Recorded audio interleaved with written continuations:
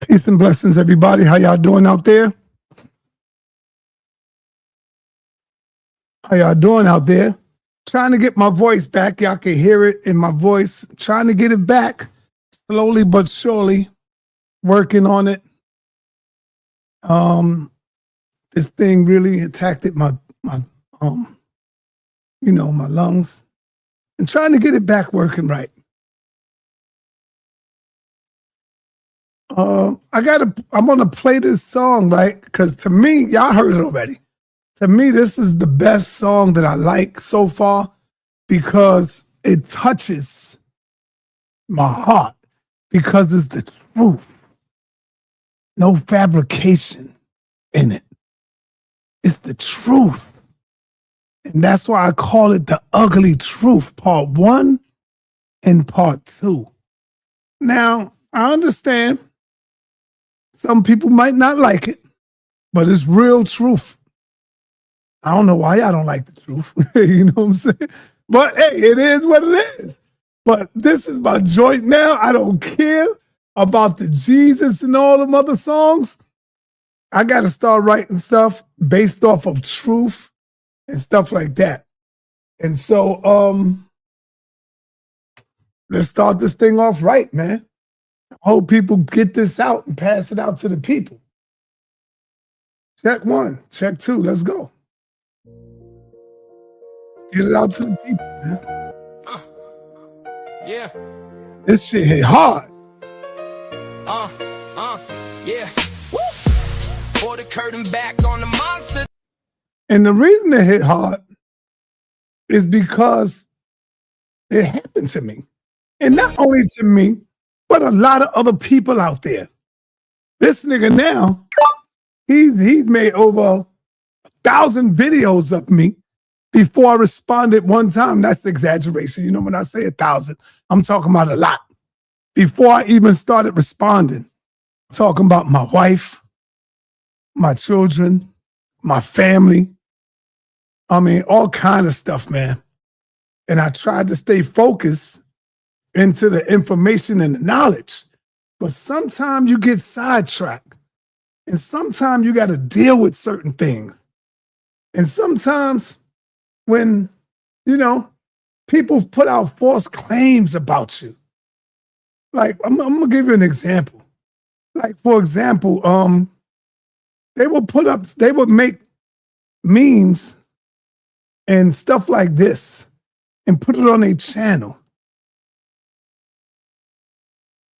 Sa.neter AIDS test, video debunked, stuff like that. And then they put receipts like they got receipts of stuff like that. And when they do that, a lot of people tend to follow and believe the nonsense. You know what I'm saying? They believe the nonsense. And then they will create things like this. And they did this for years. Like, what the hell have I ever done to this person? Besides defend myself against his claims. Because all I know is I was staying focused on the knowledge. He found himself to me. And so then he would put up stuff like this. And he would go through so many lengths to create things to lie. So he got Frank Gary. If it wasn't for Minister Louis Farrakhan, there would be no sa.neter. The minister is responsible for me getting conscious. The minister is responsible for what I am doing today and teaching my people. I was a dead man walking in the streets of Harlem, selling drugs and using them until I got exposed to the Minister Farrakhan. Farrakhan saved my life.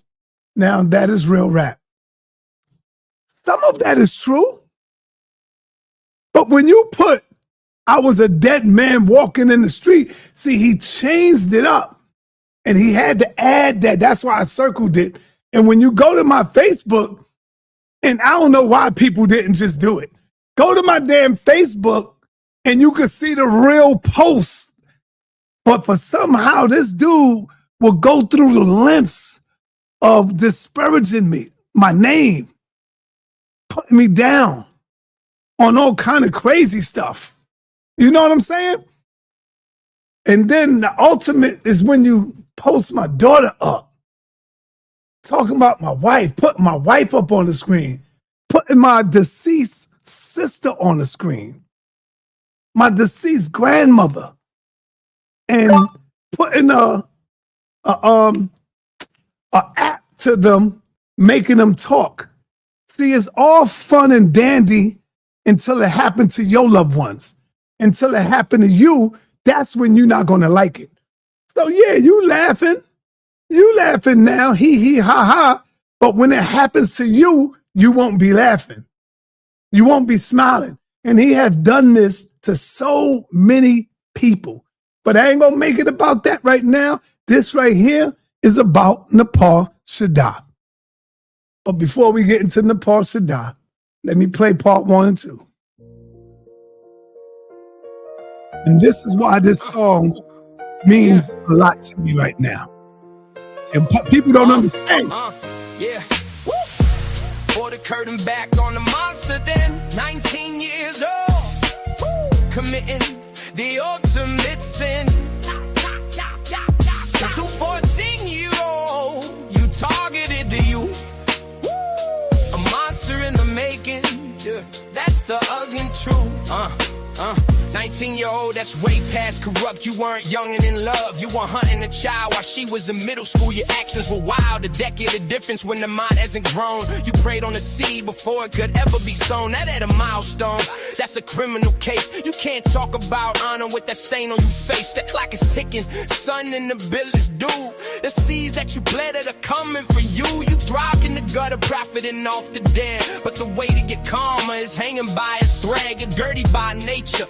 A snake in the grass with a soul made of garbage and a heart made of glass. You targeted me, Saneter. You didn't stop there. You put my young daughter on the screen. It's a nightmare. A teenage girl in her panties just coming from school. You a sick, twisted predator breaking every rule. Post up nudes in the kids. You're a soulless disgrace. Hiding behind Gilbert Arenas, happy to show us taste. You a starving voyeur with a soul made of salt. Blaming the better man for every one of your faults. George, you were so gutted by envy, Booker, so blinded by his shine that you're hunting my children and crossing the line. Your bottle feeding coward with a pedophile's class 19 and predatory. Now the die is being cast. Pull the curtain back on the monster then. 19 years old, committing the ultimate sin.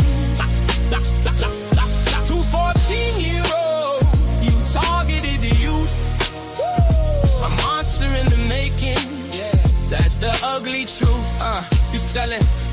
You selling woman's body for a handful of change. A digital pimp with a mental derange. Banging on my wives, cause you can't be the man. A pathetic obsession, a fan with a plan. You out here moving with Gilbert Arenas. Bringing that heat, but the foul is egregious. It's guilty by association. You pick a side, but when the smoke clear, there's nowhere to hide. George Booker, let me talk to you. You didn't get the job on talent, you a junkie lane. You got hired as a vulture to feed on the pain. Gilbert only brought you in for the Kwame Brown attack. Stabbing a man while he's mourning and can't hit back. You posted his deceased mother all over the feed. A bottom tier move for a bottom tier greed. Is guilty by association, a pact with a snake. Selling your soul for a black form you can never make less. Pull the curtain back on the monster show day.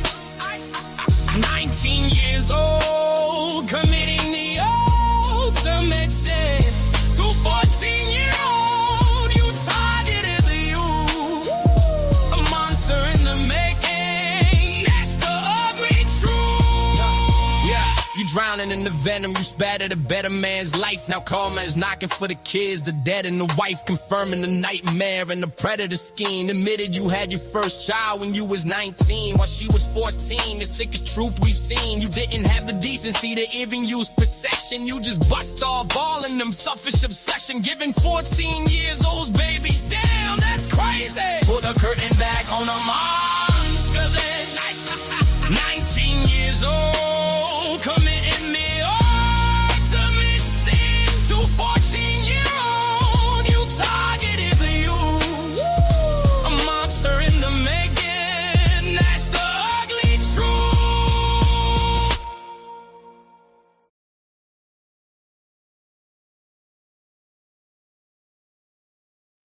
Oh, so that's the ugly truth. Just part of it. I could make a goddamn 50 songs on this chump. And so now, being that I came out and told a little bit of it last week, he said he was going to take me to court and sue me. I wish he would, because I would use his money to countersue him. He ain't got no legs to stand on. So much information I got, so much clips I got from people just sending me stuff. You know why? Because they hate this nigga.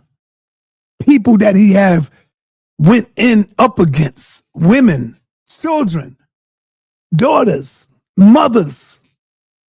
People sending me clips. He don't want this smoke. And so that's why I had to create part 2.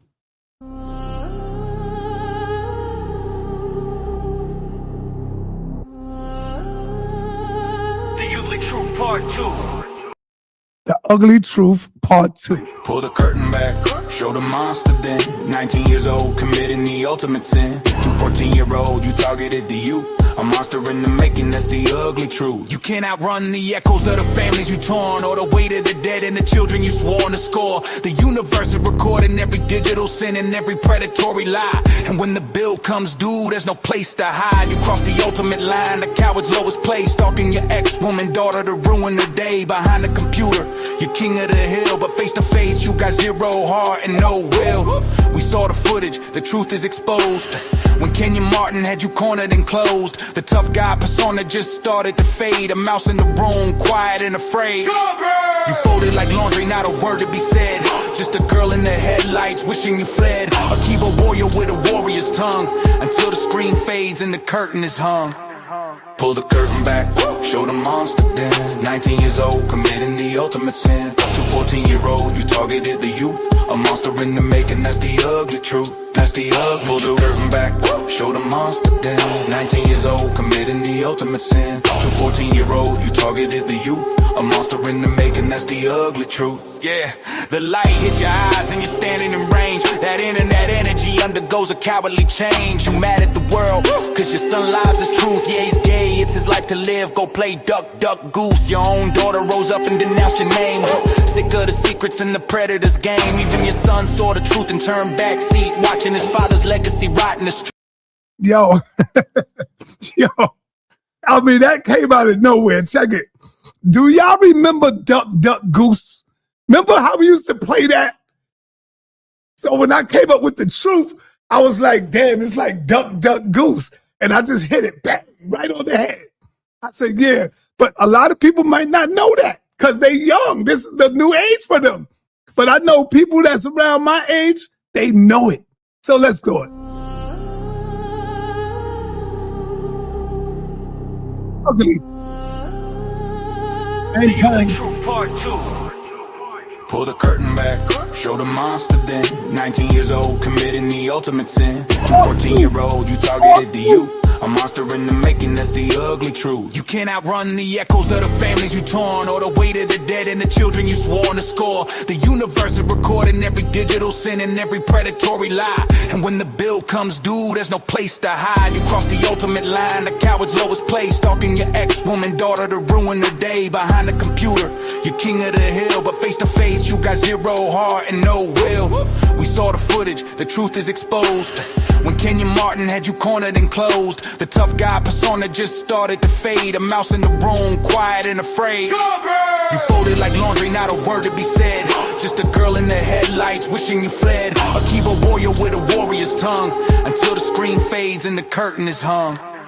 Pull the curtain back, show the monster den. 19 years old, committing the ultimate sin. To 14-year-old, you targeted the youth. A monster in the making, that's the ugly truth. That's the ugly. Pull the curtain back, show the monster den. 19 years old, committing the ultimate sin. To 14-year-old, you targeted the youth. A monster in the making, that's the ugly truth. Yeah, the light hits your eyes and you're standing in range. That internet energy undergoes a cowardly change. You mad at the world, cause your son lives his truth. Yeah, he's gay, it's his life to live. Go play duck, duck, goose. Your own daughter rose up and denounced your name. Sick of the secrets in the predator's game. Even your son saw the truth and turned backseat, watching his father's legacy rot in the street. But you're the one that is cowardice, making up lies, saying Saneter has AIDS, but you're the one who dies. Your daughter had a baby at 15, cause she was looking for love you lacked. The cycle born from a father should never turn his back. The people isn't cheering for you, they're mourning what you broke. Your legacy isn't fire, it's just a house full of smoke. Pull the curtain back, show the monster then. 19 years old, committing the ultimate sin. To 14-year-old, you targeted the youth. A monster in the making, that's the ugly truth. That's the ugly truth. Pull the curtain back, show the monster then. 19 years old, committing the ultimate sin. To 14-year-old, you targeted the youth. A monster in the making, that's the ugly let truth. Me talk to you. Step up then, Suge George, go and file your claim. Spend every cent just to lose the game. You're hiding the matches, but I'm the fire. Watch your whole lawsuit fall in the mile. Feast on your legal fees dime by dime, while I count the suit for wasting my time. The dirt's in my hands and the crowd's in my ears, so bring on the cord at your downfall that's near. Go ahead and sign the papers, let the cameras roll. Every hidden secret's about to lose control. The inbox is heavy with the clips they send. You're waking the wire, it's starting to fry. Why the truth, get ready, exposing the ultimate lie. You're paying for a casket and calling it a case, while the whole world watching you slap the smile off your face. The inbox is flooded, the clips are all leaking. The skeletons in your closet are finally speaking. Pull the curtain back, show the monster den. 19 years old, committing the ultimate sin. To 14-year-old, you targeted the youth. A monster in the making, that's the ugly truth. That's the ugly truth. Pull the curtain back, pull the curtain back, show the monster den. Pull the curtain back, pull the curtain back, pull the curtain then. yeah, man, fire. But anyway, this is not about me or this nigga. This is about Napah today, because a lot of people, and the people that been around knows what I'm talking about. When Napah came out and started teaching Jesus is the serpent in the garden, man, when she first came out, she debated Black Jesus Minister on that. She debated JJ 7000 on that. And when she came out with that, Lex Vortex, Sanchez, the Hebrew Israelites, even the apostle, a few of them came out and said, Napah is crazy. Napah is crazy. She's teaching this crazy stuff. And they started banging on her. They started going in on her. And then she took it on the road. She went to Killer Priest podcast. That and I may not be the only one, that Jesus is the serpent in the garden. And by the way, I do have to also shout out Michael Heiser, because back in 2009, when I was a hardcore Christian conspiracy theorist, I wasn't quite yet a Hebrew Israelite. By the way, I had become a Hebrew Israelite.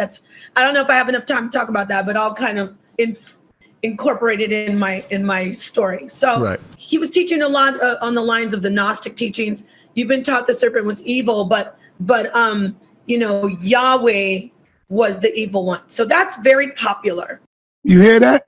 She said, you've been taught that the serpent was evil. And yes, that's what all the Hebrews believe. Now, I don't know if the Christians believe that. Maybe they do, I think. But the Hebrews believe that. And guess who started coming out teaching that?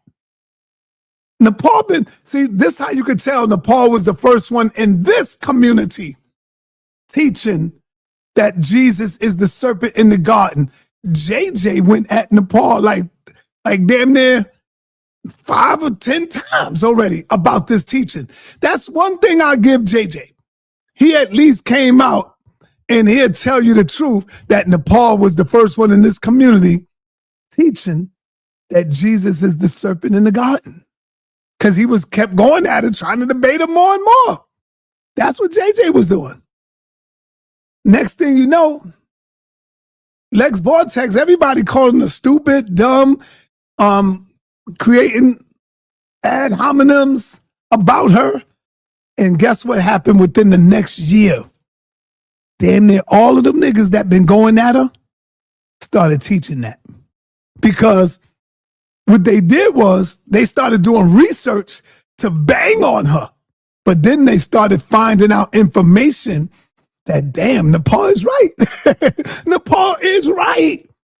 So she went on Killer Priest teaching the snake is in the serpent. Jesus is the serpent in the garden. And then she went on esoteric to explain and go more deep in tail to it, showing you that she been teaching this for a long time.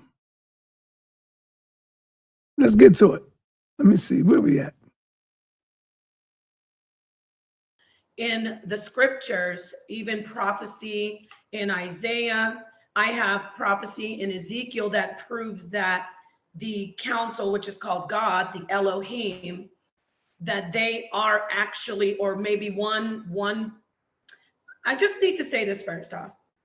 We have to reprogram our minds and not look at this as people, individual people, but we do need to still understand that these are beings, these are energy, whatever, you get what I'm saying? So we've been programmed to believe when we read Bible stories like God is this guy and then Satan is this other guy. And so really, if we could just take our surface minds and reprogram our surface minds to see these entities or these beings as energy, or just a presence and existence as we go through the story, it'll help people with the whole on the staff. It's 7. And the eyes of them both were opened, and they knew that they were naked. Now, see. Now, this is what I'm trying to tell you. Napah been teaching the occult science for years. Sometimes, now I encourage her, and I think she will tell you to come out more on it. Because when I started talking about some of this stuff, she already been saying it. She knew it already. She just didn't like coming out because all of the Hebrew men would attack her. And so next thing you know, I started encouraging her more and more to come on out. The hell with them suckers. Come and teach your teaching. And she started teaching her teaching. Napah is the first to teach this. But she's absolutely wrong. Of course you're going to say that, Easy Man. You're a Christian. Easy Man, I ain't seen you in a minute. You've been in the laboratory, huh?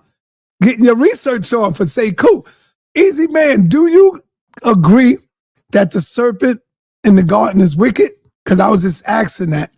I don't know if the Christians believe that the serpent in the garden is evil or something like that. But yeah, Easy Band been watching, and he know Napah was the first to be teaching that in this community. You know? And so she even went on to have debates with priests on this. Let me show and prove.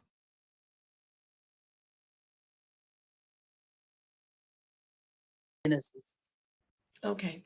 Well, if I may, that's wonderful. So now I understand, and we all understand that you do. Wow. Damn, Easy Bands. Look at that. Easy Band was even in on this debate. I didn't even know that. Easy Band was in here. That's his comment right there on the screen. See that? When I say subscribe, you believe in the story. So in the beginning, if I could just go to chapters, basically 2 to 3, maybe if I could do that with you. There's a story, as you know, you're very familiar with it, I'm sure, of God, Elohim, creating Adam and Eve, and then Eve is. What I'm going to do is I'm going to upload these joints right quick. I'm going to upload these on my channel. Yep, I'm going to upload these on my channel. And so, my man, you can see, homeboy, Saints, no Saints, said Napah was the first one I saw bringing it out on the channel. Right. We all know that. The people that been here knows that. And when Napah was bringing it out, the brothers was going against her. Even Sanchez made a quote going against her. I forgot what his quote was, but he made a quote saying something like, she don't know what she's talking about. Years later, Napah, I teach that, and I may not be the only one, that Jesus is the serpent in the garden. And by the way, on Killer Priest's show 2-3 years ago, she came up there and taught Jesus was the serpent of the garden. 3 years later, guess who pops up on the screen in Killer Priest's show teaching that Jesus is the serpent in the garden? And what I don't like about it is that because she's a woman, these suckers is not giving her props and saying Napah or, Napah would do this or say this. He is now calling it his teaching. Who am I talking about? Our brother Sanchez. The Western world, we're scared of snakes, and it's due to papal programming. But everyone else know that the snake is the archetype of wisdom. So we see a lot of serpent symbolism at the Vatican. People point it out, but they misinterpret it because they fear take over, mysticism take over, spookism take over. This serpent symbolism is just them hiding the old world truth right in our face. And if you can hide something right in front of someone's face, they'll never see it. What we're seeing here at the Vatican is Christ lifted up on the tree in his serpent form. You can see, if you look at this from another perspective, Christ becomes a serpent with the mouth open versus a guy with the hair blowing in the wind. But it's nothing to be afraid of. It's just that these guys are hiding the truth. It's because this truth will set humanity free. This same serpent you can see has the spikes on the head, which became Jesus' crown of thorns.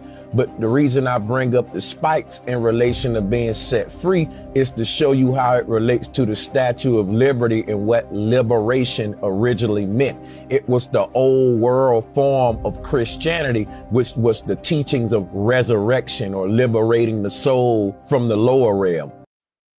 So as you can see, Killer Sanchez come along 3 years later on the same podcast Napah was on. But when he opened up, he didn't give reverence, he didn't give props to Napah at all. Why is that? Why? Because she's a woman? Or you don't want to give her props? When I was a hardcore Christian conspiracy theorist, I wasn't quite yet a Hebrew Israelite. By the way, I had become a Hebrew Israelite. I don't know if I have enough time to talk about that, but I'll kind of incorporate it in my evil. But But no, this area was prepared field, which the Lord God is the Elohim.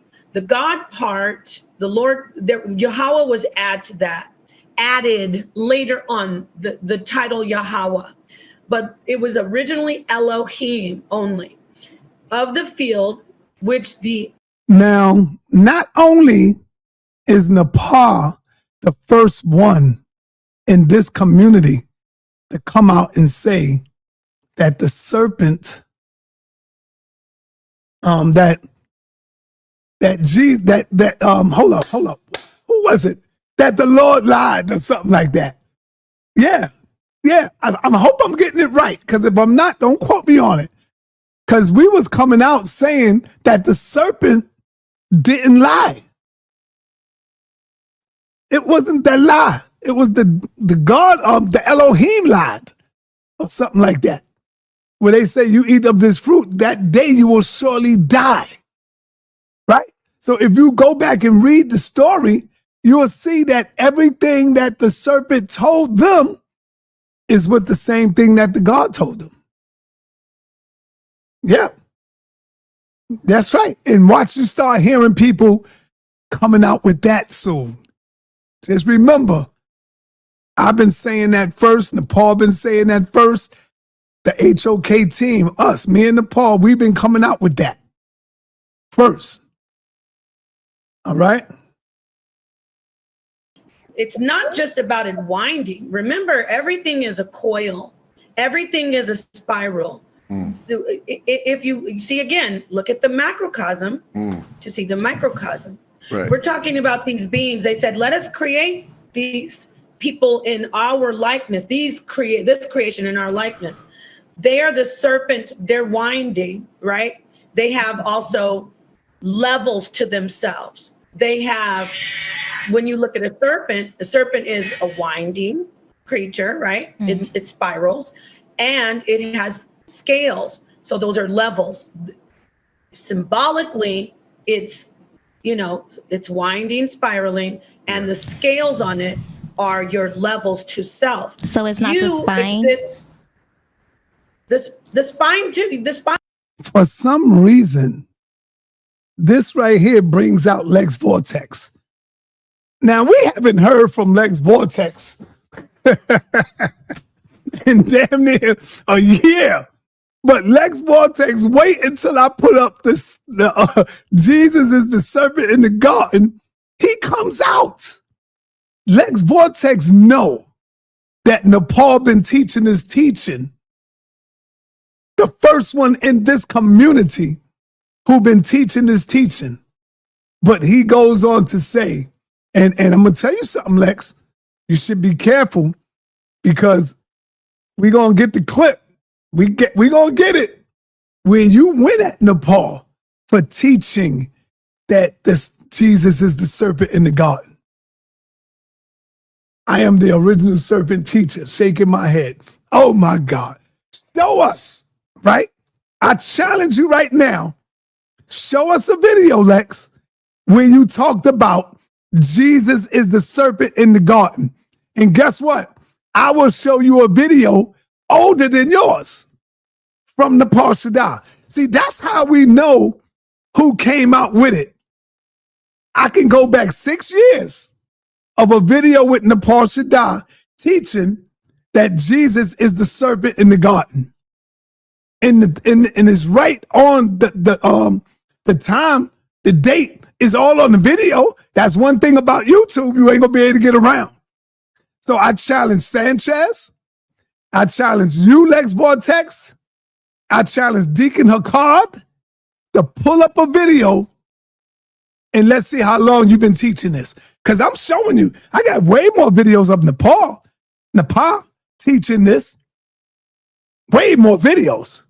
I don't see one lesson of you, Lex, of Sanchez, of any of y'all teaching this. Even Cedric knows this. Cedric knows this. You know? Cedric knows Nepal brought this into the community. Now, we ain't saying she's the first one that ever did it. We talking about in this community. That's what we're talking about. That's what we're talking about. Paul's wrong about that. Say first or not. Okay. So he's a Christian saying that Paul's wrong, the snake in the garden. I challenge anybody. And we taking on anybody. No. We ain't taking on anybody. We gonna take on those of y'all who think you know, who disagree that that Jesus is the serpent in the garden. Call me. Hit my email up. Let's get it in. I'm looking for Napah to start BTA. Putting belt to ass. We looking for that. We waiting on that. So Napah could put that belt to ass. Anybody out there who want this smoke, hit me up and we'll get it in. Now, another gentleman. I don't know if he is a gentleman or not because he ain't giving credit to where it come from. Who am I talking about? I'm talking about Deacon Hakad. But before Deacon Hakad, let's talk about Yara for a minute. Let's talk about Elder Yara in Anonymous Hebrew. No wonder he calls himself Anonymous Hebrew, because in the backstage, they talked about Jesus is the serpent in the garden. Now, Elder Yara was another one of the brothers going and banging and, going against that teaching. But guess what? He started trying to prove Napah wrong and ended up learning a little something. And so now him and Anonymous Hebrew started coming up with Jesus is the snake serpent in the garden. Come on, y'all. This can't be real, man. This can't be real, man. Nah, Lex, no. Everybody don't know, bro. Everybody don't know. I'm surprised at you. Why don't you be honest for a minute? You know damn well that people was going at Napah. You know that. Even man, if me and JJ was cool, JJ will get up here and tell you right now that Napah Shadah was the first one in this community because he was mad as hell. He was mad as hell trying to get up here to bang on Napah because she was teaching that Jesus was the serpent in the garden. Now, that brings me up to Deacon Hakad. Deacon Hakad, a Hebrew Israelite? Let's see what Deacon Hakad got to say. Because they was all going at Napah. Let's hear it. Reptiles breeding reptiles in this prophecy, okay? A seraphim is the same thing as a flying, fiery serpent. This serpent has the power to forgive sins. But the Bible tells us only the Father, who has now given that authority to the Messiah, Jesus, has the power to forgive. There are bad biblical reptilians, and there's good biblical reptilians. Jesus is the serpent. What? Welcome to my my three-part series, Biblical Reptilians. Did you hear this? Do y'all hear this, man? But these men are such goddamn cowards, and I'm sorry if it offends you, but you're not giving my queen her props. You're not giving her props, man. And y'all trying to make it look like y'all came up with all of this all of a sudden. Now y'all teaching it. That's crazy, man. Be a man and say, and at least say, yo, goddamn, Napah was teaching this. And I did a little research and come to find out she's right. But y'all ain't gonna do that because, your ego is not gonna allow you. I remember what my captain said to me. I asked him on 125th Street when we was outside. I asked him, is there a such thing as a woman? I'm paraphrasing now because it was a long time ago, but Captain will tell you. I asked him, is there a such thing as a woman ever being smarter than you and knowing more than you in the Bible? And he said no. He straight up said no. There's no woman out there that can be smarter than a man. He ain't just say him. He said smarter than a man that can know the scriptures better than the man. a woman can't teach in the scriptures. That's what he said. And now for those of y'all who remember, knows I'm not lying on him. If I am, Captain, please forgive me, brother. but I don't think I'm lying on him. Matter of fact, I'll give him a call. See, y'all know me. I put people on Front Street. I put people up on Front Street and now ask them in front of everybody. Let's see if he pick up. Because this was years ago. Let's see if he remembers. Hey, Captain. Hey, Captain, you know I'm live, and I got to ask you a question. Wait, hold on. You said good? You said you want to ask me a question? I'm live. Do you remember years ago on 125th Street when I asked you the question, is there a such thing as a woman being smarter than you in the Bible? And you said no. No woman could be smarter than you. Am I right or wrong? Right, you're right. Thank you, brother. Do you still feel like that? Yeah, but so there's a woman can know something in the Bible that I may not know. Right. But as far as being smarter than me in the Bible, no. Come on, Cap. How could you say that? Anybody could be smarter than you in the Bible if they study and do research, brother. No. Not the whole. Okay, so here's what I mean. I'm gonna go up to the thing of page 12. All right. What I mean by that is no, I wasn't talking to you. I was talking to my real. So what I mean by that is this: like, let's say if I'm having a conversation with a woman, and a woman says, well, you know, it says this right here, and I'm like, you sure? And then she's right about that. Boom, she got it. But overall in the Bible, no, ain't nobody gonna be smarter than me. You know what? I'm gonna tell you this: if Nepal wasn't my wife, I would put her up against you. But you, my brother, you're my brother. You're my brother and you're my friend. And so therefore I got no comment. Right. And therefore we can't do that. You know, because I know how you get and I know how she would get in a debate.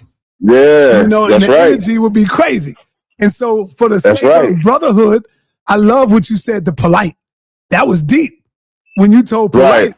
People looked at it as disrespect. It wasn't disrespect. You looked at her and you told her you should keep your mouth shut. That's right. You should keep pointing the book at her. You should keep your mouth shut. And what else you said? That's right. Finish it. And honor your husband and let us talk like we should be talking. Right. That's how I put it. Because he could become an enemy to you, and I might say things. Right. Oh, that's right. Right. You went in and you broke it down. You know? And so that's the only reason why. Because I would have said something wrong to her. Yeah, I could have said something crazy to her. Right. And then now me and him become enemies. Yeah. Right. And that's why I don't really do that with women, bro. Right. Yeah. Right. And that's the only reason why I keep her off you, man. Telling you, man. But she respects you. I appreciate that. I appreciate that. I respect her too. Yeah, she respects you. So, you know, she respects our friendship. So that's why you would never see her going at you or none of that. But thank you, man. I just wanted to prove it because I was talking to the people and I said, well, let me call him up and see if he remember this. That's all. Right.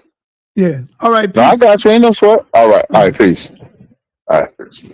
So y'all see, when I talk, man, I don't be lying up here. I keep it a buck. And Captain straight up said that no woman can really teach him when it comes to this Bible. Now, he broke it down and say she can't tell me nothing that's correct, which is good. But as far as teaching him and going in, she can't. But wasn't it a woman who taught her husband in the Bible and he became a priest? I forgot who that was. If y'all remember it, bring it up. But there was a woman that's in the Bible who taught her husband the Bible. In fact, there's a Hebrew, I could call people up all day. There's a Hebrew brother in Chicago. And what's his name? Mikhail. Y'all know Mikhail. Mikhail is a bad man when it comes to these scriptures. And guess who taught Mikhail to be a Hebrew? It was his wife. His wife put him on and taught him the Bible. So that right there X's out Captain's theory that a woman can't teach a man. Right? Damn, I'm looking for Mikhail number. Mikhail, I'm gonna call Mikhail and see what he say.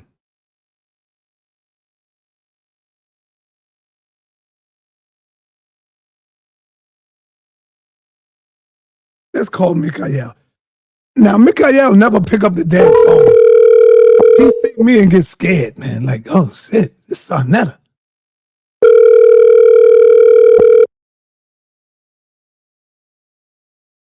I'm trying, bro. Y'all made that beat. Y'all made that beat. Yeah, okay. Hello. Yo, my brother, what's up, man? Shalom to you, man. I thought you wasn't gonna pick up because you see me, my number. This sa.neter, brother. You know what's crazy? I didn't even look at the screen. I just look. I see Side. What up, that's why you picked up, because you ain't look at the screen. You see my number and you get scared and shit. Hey, before we go on, let me tell you, we are live. I don't want you. We're live. I'm live on the screen. People can hear you, and I'm calling you because I want to verify something you said. Years ago, Captain said no woman could teach him the Bible. Right? So I remember you telling your testimony. If you trying to turn me against one, you know. No, brother. It ain't about turning you against no captain, brother. No, hell no. This is something totally different. Turning me against one of my Hebrew brothers. No, brother, it's not about that, man. I know y'all, come on, man. It's not about turning you against nobody. Only the Most High could do that. I can't do that. What's wrong with you? Here you go. With that slip. But only the Most High can turn you against your brother, not sa.neter. Hold on. One of my brothers over here. Hey, bro. Guess who this is on the phone with me, Paper? This nigga sa.neter. So he got me live right now. It's probably 1,000 people watching. Yeah. What's going on? All right, so I want to ask you the question. When Captain said that, and I just got off the phone with Captain too. I did him first. Now I'm calling you. Captain made a statement, and he still stands on it, saying that no women can teach him the Bible. I remember you telling your story, how your wife taught you the Bible. Do you still? No. Huh? I ain't never said no dumb shit like that. Hold on, Mikael. Don't do that, brother. No.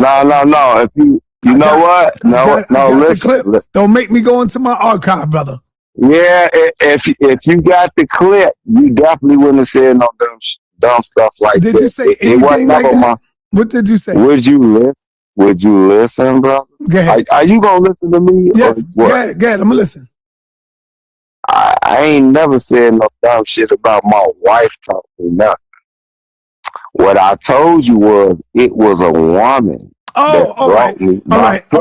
I knocked out the wife. It was a woman. I knew it was a woman, but go ahead. Yeah. Yes. It was an elder sister from the hood, y'all, that lived across the street from me. She brought me into the truth of being an Israelite. So it was a woman that initially taught me that I was Israelite. Okay, and by when I was on my and to go deeper with that, since you got me, you say you got me on there, right? The truth of the matter is, people misuse that. When it talks about a woman can't teach, that's talking about they can't head a congregation or a camp. Yeah, but that was just one of Paul's writings that he was writing to a particular church. No. See. You lucky you caught me at the right time, because if I was in the house, I'll break it down, and people will understand that. No, it ain't just got to do with Paul. The reason Paul said what he said is because before the New Testament era, right? All we had was what you call the Tanakh, which is the after you skip the 440 years between the New Testament, then you go to the Old Testament. What you got is it's a priesthood, right? So listen to me. Let me show you. See, that's why you can't hide me in here, because I'm embarrassed. So the whole thing is, so listen to what I'm saying. The women could never be in that position of teaching over what you would call later a synagogue or a religious building or anything like that, because for one, it was too many restrictions. Like if they come on their menstrual, listen they menstrual, if they come on a menstrual, they couldn't even enter the congregation. If they just had a child, if it's a male or see, I'm on another level, bro. So that's a reason that the women could never be the teachers over the congregation. That don't mean that a woman can't have knowledge and teach you knowledge. So the woman, you are all right. A woman brought me into the truth. You're absolutely right. Thank you. A But woman was the brought me into the truth. but as she's bringing you into the truth, was she giving you scriptures to You read? breaking up. You sound like Megatron. You sound like Megatron. Oh, word? Damn. So, How yeah, I you sound, sound y'all? like Megatron. How I sound? Oh, that's on my phone. That's why. You must got that Metro PCS phone or something. Nah, You got that's on my that. phone. You got Obama. All right. How it sound now? Okay, I hear you now. All right.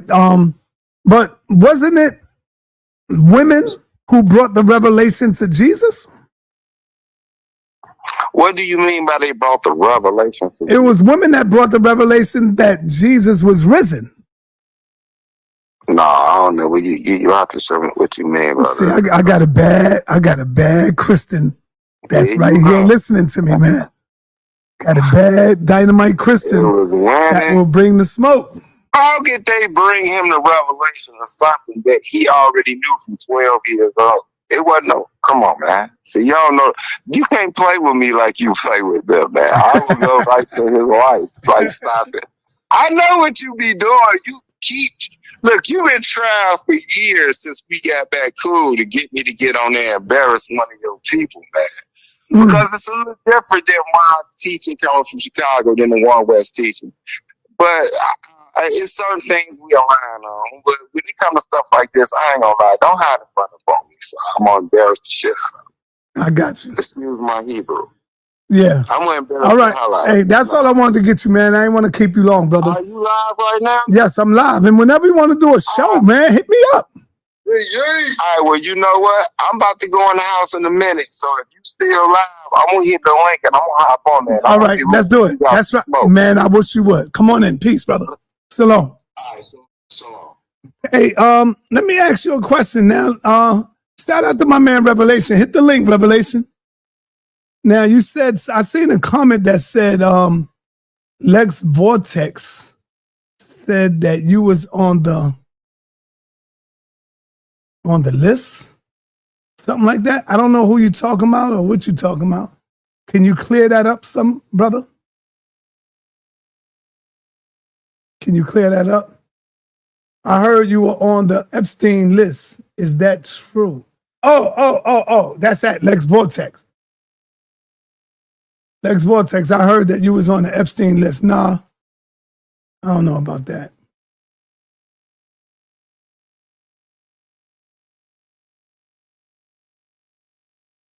Oh, sa.neter, it was the woman who brought the good news. Sa.neter, it was the woman who brought the good news to the disciples, Paul, that Jesus has risen. Okay, gotcha. But let me get back to this real quick. Bear with me. I want y'all to hear this again. Biblical reptilians, and there's good biblical reptilians. Has the power to forgive. There are bad biblical reptilians, and there's good biblical reptilians. Jesus is the serpent. Whoa. Welcome to my 3-part series. He did Biblical a 3-part series on this. Where we go deep. How come he ain't been doing a 3-part series on it until Napah spoke on it? And the reason why they speaking on it now is because they've been doing research, trying to prove her wrong, and they ended up proving her right. See what I'm saying?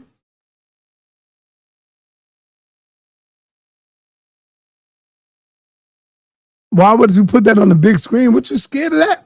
Hold on, Lex. Are you afraid of that?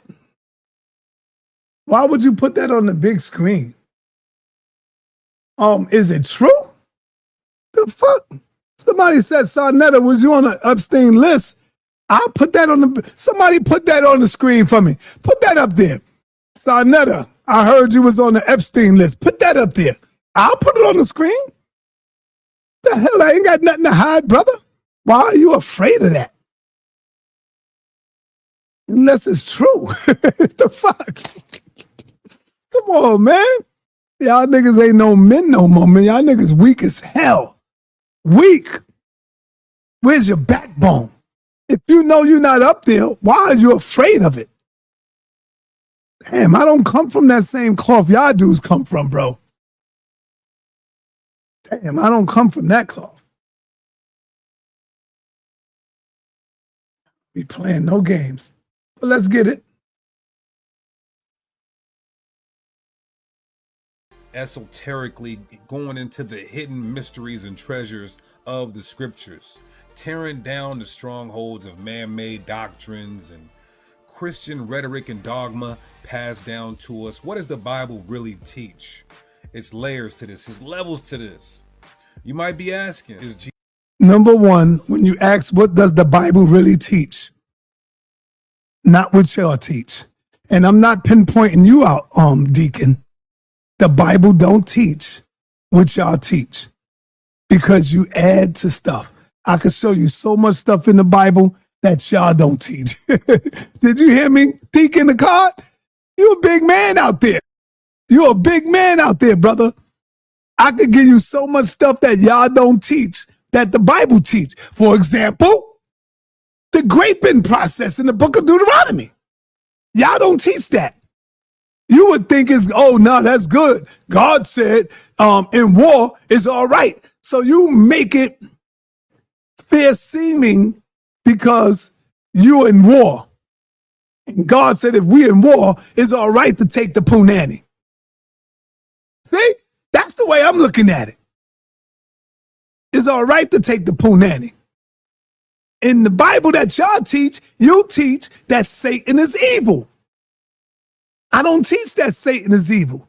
Satan do what your God tell it to do. Because your God, Satan cannot kill without the permission of your God. But y'all don't teach that. See? If you was to count the people that Satan have killed, you could count them on two hands and don't even finish the second hand. But if you count the people who your God killed, that's a different story. So y'all don't teach that. So come on, stop playing with me. Jesus the serpent of Genesis and creation with Adam and Eve? We all know the story. The deceptor, the subtle one. Is Jesus the serpent in Revelation that it calls the old serpent? We're gonna find out today, so make sure you stay tuned and watch all 3 parts. This is gonna edify you. Great information through the spirit and power of the Most High. Like we always say, it might shake you up, but it's gonna wake you up. Wow. So these brothers that you see, they learn from the Shadah. They learn it from her, and they not giving her just due.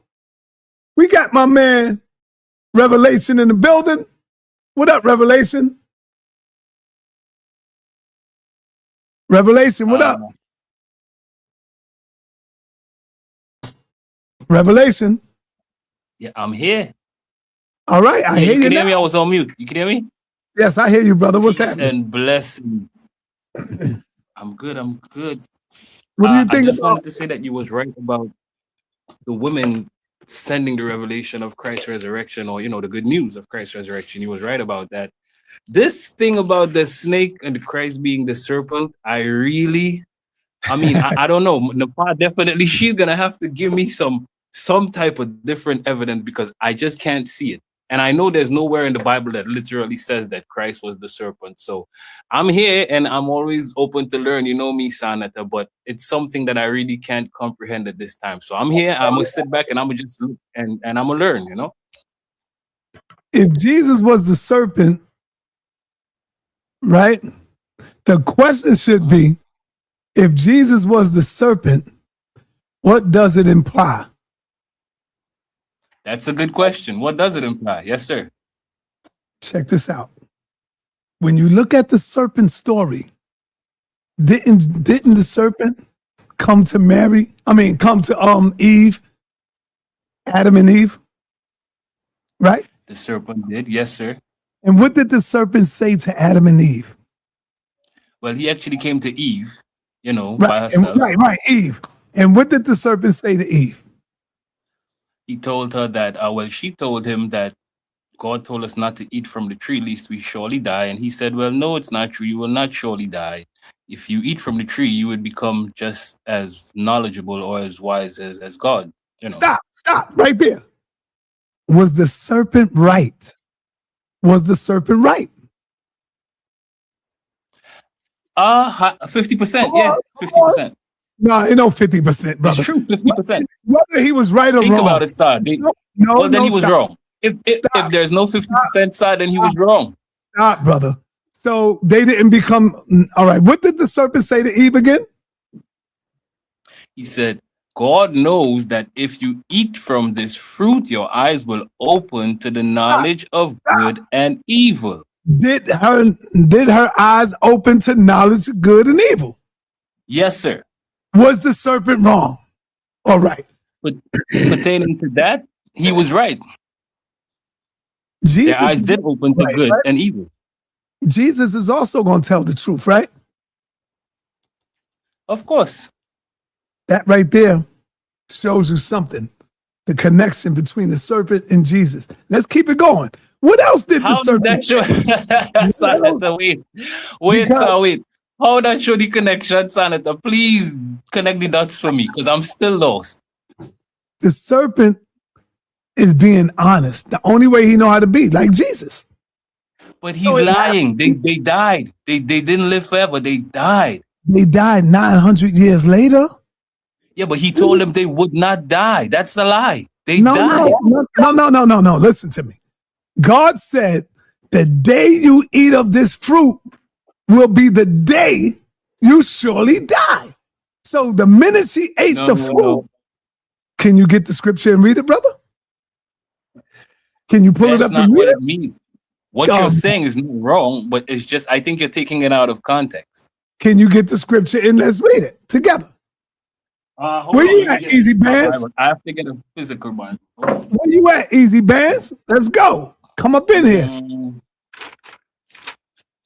Okay. All right. Let Ashay get in a little bit, but let me go and get my other Bible. While Ashay talks, I'm coming. Ashay, let's go. What you got?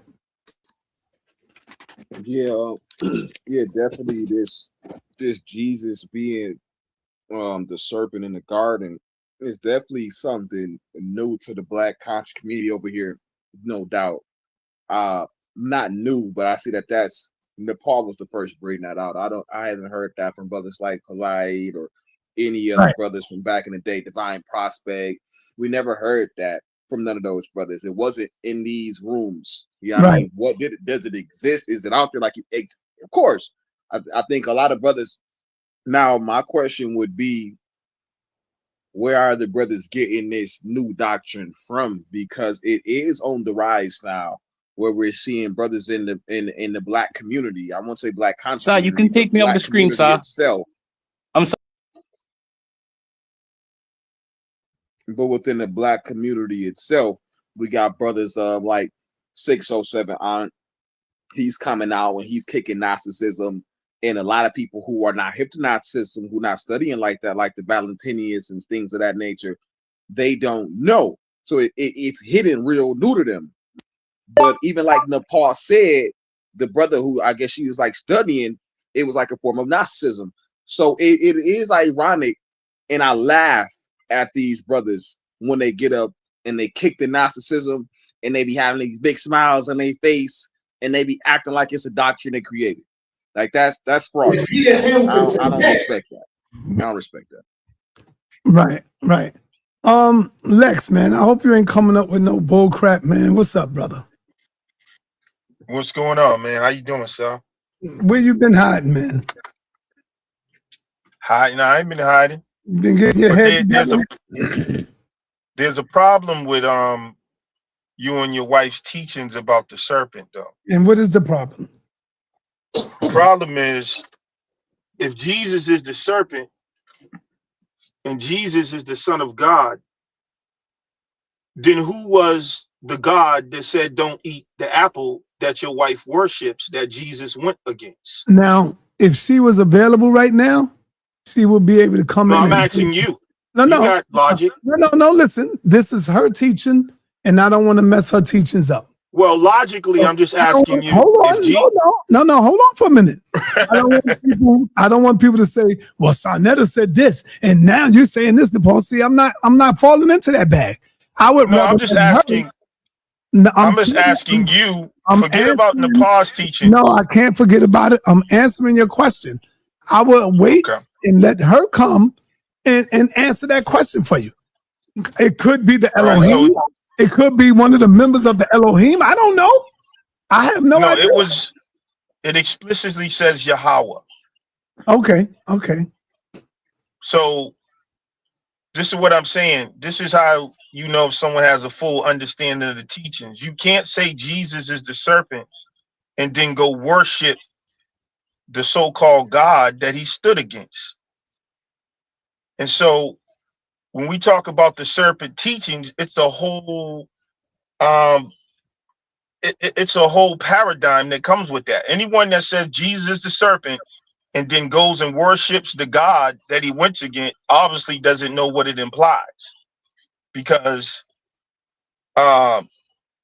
even a Christian will tell you, or anybody who reads the Bible to tell you, the serpent is opposed to the God of the Bible. And then when you go into the book of Revelations, it tells you that old devil, that serpent called the devil. So how can you say Jesus is the serpent that went against God in the garden and then turn around and tell people to worship the God in the garden that was trying to hide knowledge from Adam and Eve and then end up cursing them to death and destruction for the rest of their lives and cursing their generations to come? It doesn't make sense. Once you say Jesus is the serpent, that should open the door to let you know that you are worshiping the wrong God. Because you get on here all the time and say, God lied. The serpent told the truth. So if God lied and the serpent told the truth and you accept Jesus as your savior, then why are you worshiping the liar? I'm different, sa.neter. I ain't been hiding. I've been studying like I'm always doing. You know this. You can't play with me with that Bible. And let me tell you this, whether it's men or women, none of them understand the Bible. Because they don't study the Bible from a mystery school point of view. So none of them know the Bible. You on mute, sir. Here's my queen right here. You can ask her the question. She's right here now. I'm really busy. I have You want me to read it outside. before you let them go, sir? Because I got the scripture for you if you want. No, hold on. I got Napah here. She can only be here for a minute. Okay, yes, sir. Can you hear me okay? I'm sorry. I had to step outside. Because Lex has been coming at me about my teaching on this for about, I don't know, since 2020. No, I'm not coming at you. I'm not coming at you. No, she ain't talking about now. Joining the conversation. No, she's not talking about now. She's talking about before. Even if it is now. Let's just deal with now so we don't have to revisit anything from the past or go negative anything. Okay, anyway, let me try again. Lex has been coming at me about this teaching, which is nothing wrong with that. I mean, y'all don't be triggered off that statement. He's been coming at me about these teachings, which is great. I'm saying challenging it when I say coming at me. I have to clarify. So, the thing that I always say to you, the Elohim are not most high in that story. So I just wanted to jump in and say that. I'm just going to keep listening because I'm working right now. But I've told you that before. The Elohim are not the most high. Yeah, that wasn't the Elohim in chapter 2. The Elohim's in chapter 1. When he get to the garden and the snake, it explicitly says Yahweh. Okay. Again, the Elohim that are in Genesis 1, 2, and 3. I mean, that's a whole different conversation about two different creation stories. Yahweh is a part of the Elohim. Okay, well, yes, Yahweh is a part of the Elohim. The Elohim in chapter 3 that I say Jesus is the serpent in Genesis 3, but they are all serpents, they are all Elohim, and that is the point. That's not the Most High. That's not the Most High in the Elohim. Okay, so I don't worship go ahead. So who told Adam and Eve not to eat of the fruit? The malevolent Elohim. What name is there? The malevolent Elohim. So there's an Elohim running around with the name of Yahweh? You can go to, no, I'm agreeing with you that Yahweh would be a part of that Elohim body, that heavenly body. But we're talking about an entire body, no schism yet. You're talking about two different things. Before there was a break, which you can refer to Enoch, the book of Enoch, before there was a division, there was this one body of serpent-like heavenly shining beings. All the heavenly beings are Elohim. In the schism, meaning in the falling away, Jesus is on one side, so to speak. I'm trying to let people grasp this, because there's really no fight between God and the devil and Jesus and Satan. They're all Lucifers. They're all one body. A house divided cannot stand. And that's my teaching. I'm just going to put that out there and refresh everybody's memory. God isn't against Satan, and Satan isn't against God. So the Elohim has a role, and they have a malevolent role, and then there is an Elohim that has a benevolent role, and Jesus is on the benevolent role of the Elohim. Teach, baby. And so, yeah. How many people listening? It says, it explicitly says Yahweh Elohim. Yahweh is the one who gave the decree, and he's also the one who gave out. So who cursed the serpent? Well, first off, the name Yahweh or Yahweh was not originally written in those texts. So we can talk about, the reed. I'll go to Morpheus. Who cursed the serpent?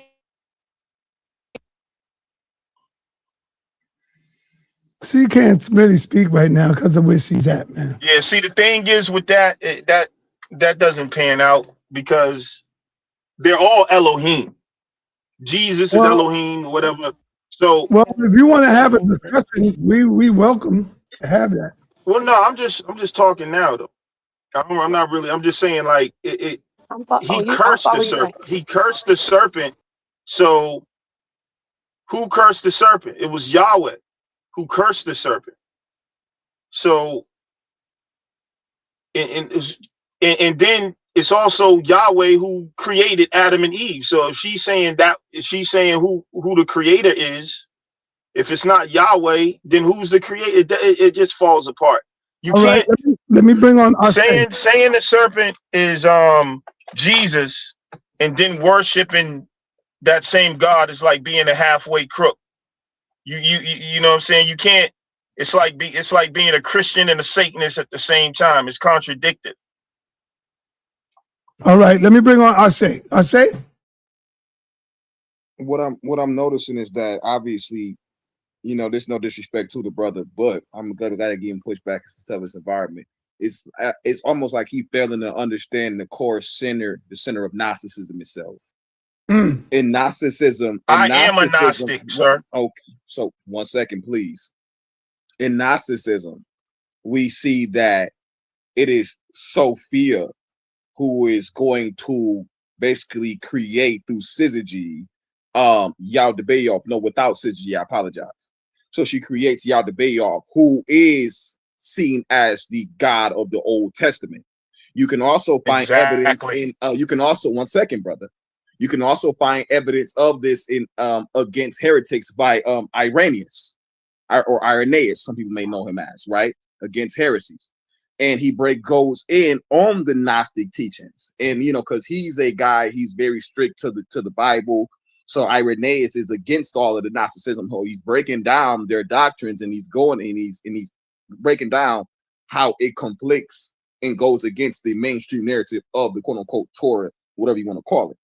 So when it comes down to the Nakash or the serpent in Jesus within the Gnostic story, remember that it is Sophia who's going to send the Nakash. But these were things was not seen as good enough for her to return to Pleroma. Remember that the only thing that Sophia could do to return to the Pleroma was to actually come down in this to this realm, live how the quote unquote Jesus lives.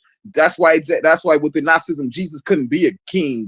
Jesus couldn't be a ruler. Jesus had to be and play the role in which Jesus played. He had to be with the lowest of the low. He had to hang around the vagabond. He had to hang around the prostitute. These type of things. He had to experience the worst that this realm had to offer. That's the Gnostic story. So with it, wait, hold on. So my reason for saying this, Lex, because I listened to y'all for a while. My reason for saying this is that when you say, oh man, that contradicts the Bible, but that doesn't contradict Gnosticism. In Gnosticism, Jesus is not the son of Yaldabaoth. That's not who his king. You misunderstood me. I never said it contradicts the Bible. You actually just supported what I said. According to the Gnostics, Yahweh is equivalent to Yaldabaoth, right? So what didn't I understand? You said that I'm not understanding something. So that means that Jesus was in opposition to Yaldabaoth, aka Yahweh. So if you're saying Jesus is the serpent, how can you worship the demiurge, the devil, in disguise as Yahweh? What don't I understand about that as a Gnostic? But did you watch the videos that Saneter played beforehand? I'm gonna ask you that before I say what I'm saying. Answer my question. You say Jesus I'm is the serpent? interpreting you as missing that because you're coming to the conversation talking about Elohim and all of this and God and Jesus you literally said Yahweh is the son of Jesus in the Gnostic conversation. That's why I said it seemed like you failed to understand. That's not what I said. I said if you believe, because that's what you said. All right, brother, you're kind of you got it, brother. You got it. I don't want it. I said that if you believe, I said if you believe that Jesus is the Son of God, if you believe it, then you have to know that Yahweh couldn't be his father. So if someone says that Jesus is the serpent, right, then that means they can't worship Yahweh. Because you just said I don't understand Gnosticism. According to Gnosticism, Jesus represented the true light that comes from the true light, and Yahweh is the demiurge in disguise, playing as God that enslaved man in the physical world. So if Napah is saying Jesus is the serpent, then she has to be acknowledging that Yahweh is the demiurge. What don't I understand? Okay, let me say this, because that's why I asked you. Wait, this is why I asked you about the videos, because when Saneter showed the videos of the history of Napah teaching this lesson, she said it. She said within this teaching, Yahweh is not this positive God. She didn't say demiurge. She said Yahweh will be the devil. She worships Yahweh, bro. That's her God. I can't speak. I don't think you know. She's an Israelite, for her, brother. I will only speak to the video I've seen. Nigga, everybody here knows Yahweh. She say all praise to the almighty power Yahweh. All right, so you don't even know the conversation, bro. All right, hold on. Yeah, you got to let her break that down. Hold on. Let me go to Revelation is back. Revelation, what you got? Revelation? Mute. I'm on mute. Okay, we hear you. Right, okay, you can hear me now, right? Yep. Okay, good. All right, Revelation went out, man. So you still there? Where you at, Revelation? Calling Revelation. So let me just drop some verses right quick. Now, hold on. Before you do all of that, let me get my man up in here because you're going to drop verses. Let me see what Mikael talking about, man. Mikael, what up, brother? Shalom, Sa. Can you hear me? Peace. Yes, I hear you. Yeah, you called me on here, so I'm just coming on here to check out what they saying, and I'm listening. Okay. And I hear Lex going wild. Mikael, what's up, fam? What's good? It's been a long time. Looking on Chicago pimped out over there, man. What's up, bro? You know what though? It's been a long time since I talked to you. I kind of wonder where you was at, Joe. You know. Hey, yo, I thought about you the other day. You know why? When I heard about that bombing in Demona, don't you got some Yeah. people in Demona? Is Yeah. everybody all right? Is Yeah, I everybody all got right? family. My nephew now. You know what? When I first seen it, it's scared. But let me tell y'all something.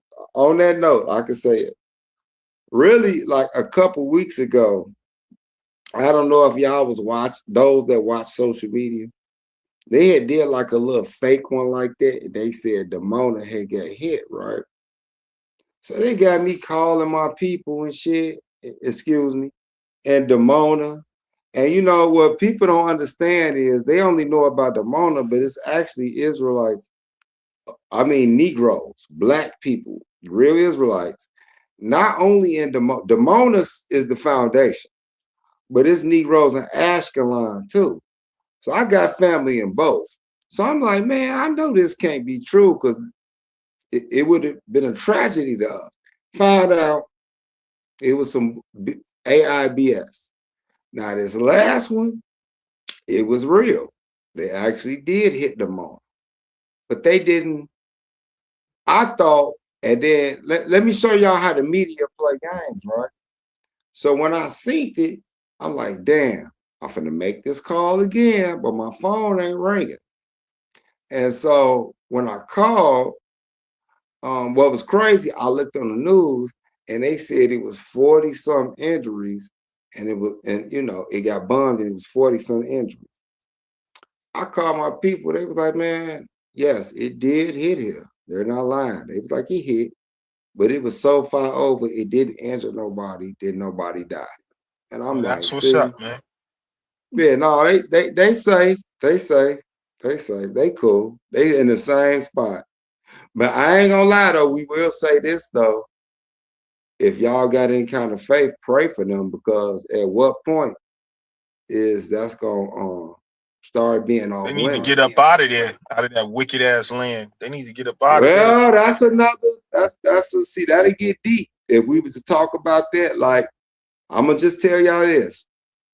The Israelites from the Chicago community, not New York, like not One West, are really just catching up on this. But from the Chicago community, which is older, you know, no, that ain't no disrespect to the One West. New York Israelite, because they know it. It's older in Chicago. And that used to be our split. Our split between them, a lot of them is our family from different camps. The split was, we told them prophetically, according to prophecy, they shouldn't have been going over there. Like, I'll go to visit, but I ain't trying to live over there. But I just want to give y'all this. Y'all got to look at it from their standpoint, right? Think about it. They've been over there, then in 60 years now?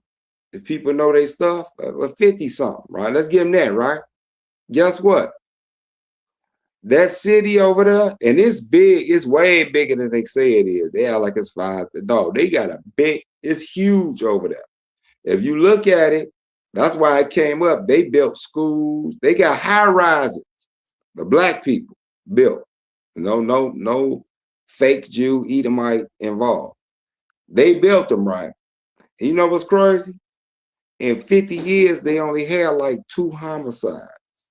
2. Now, so my argument used to be, although I understand prophetically we shouldn't have been over there yet, but I also think about the fact that in Chicago, how many murders do we get a summer? Damn. When they've only had 2 in 50 years, how many do Chicago get in one summer? 300, 400? So you Something can't like use that. that against them. So it gets deep, but my bad side. Go ahead. All right, let me bring on my man Easy Bands. What's up, brother? Your screen is sharing. What's up, brother, sir? How you doing, man? Good, man. Peace and blessings to you, the family. Peace and Peace. blessings to everybody on the panel. And so my screen is sharing. I just wanted to touch on this topic that you guys are talking about. You know where I stand on this, man. So basically, well, you're a Christian. You're a Christian. We know where you stand. Word. So basically, Napah is saying that Jesus Christ was the serpent. Now, I just want to prove to you that Jesus Christ wasn't the serpent, because according to a lot of scripture, Jesus Christ wasn't created. Okay, do we agree? Go ahead, teach, man. So here, this is Genesis chapter 3, verse 1, NIV, and it says, "Now the serpent was more crafty than any of the wild animals that the Lord God had made." All right, y'all see that the serpent was a created animal or creature. Okay, now I can go down to other translations. The serpent was the shrewdest of all the wild animals that the Lord God had made. It all says God had made these. Now let me go to another verse just to show you guys. So that verse right there, what are you saying because of that? What's that verse saying? So what I'm saying is that the serpent is a created being. You know where you're messing up at? Let me find out. You're messing up at the power of the Most High. That's what you're messing up at. Didn't the Most High turn the snake, turn Moses' stick into a snake? Huh? Yes, yes, What he makes did. you think? So what makes you think he can't turn himself into a snake, or he can't turn Jesus into a snake, or He could Jesus do that. can't turn? There you go. He could So do that. just Yep. because you saying that the snake was an animal and more subtle of the field, don't mean that he can't turn itself into a snake. No, that's not my point. My Okay, point is good. that right? God can do anything, basically. But all right, my point is that the serpent was a created being. It was created by God. Okay? When we Right. talk about Jesus, we never find anywhere in the Bible where it says Jesus was created by God or anything like that. All right. So the serpent that we're talking about here, now the serpent was more crafty than any of the wild animals the Lord God had made. So it's showing you that the serpent was created. Okay. Now let me go to Colossians 1 verse 16. And it says, this is the ESV. It says, it's talking about Jesus, right? "For by him all things were created, in heaven and on earth, visible and invisible, whether thrones or dominions or rulers or authorities, all things were created through him and for him." Okay? And by him as well. All right? So all things, whatever you guys are talking about, angels, powers, principalities, all things, the serpent, all these things were created through Jesus. This is Colossians. Let me just show you one more verse. All right. And so this is Hebrews 1 verse 8, and I think it goes to 10. So, "But of the Son he says, your throne, O God." So this is God talking to the Son, Jesus, right? This is God the Father talking to God the Son. "But of the Son he says, your throne, O God, is forever and ever." So God the Father is calling God the Son, "O God, your throne is forever and ever." And the righteous scepter is the scepter of his kingdom. So he's talking about Jesus right there. Verse 9. "You have loved righteousness and hated lawlessness. Therefore God, your God, has anointed you with the oil of gladness above your companions." Verse 10. "And you, Lord, in the beginning laid the foundations of the earth, and the heavens are the works of your hands." So here again is showing that Jesus Christ created everything, including, I'll say the Son created everything, including the serpent. I'll rest my case there unless anybody has a rebuttal.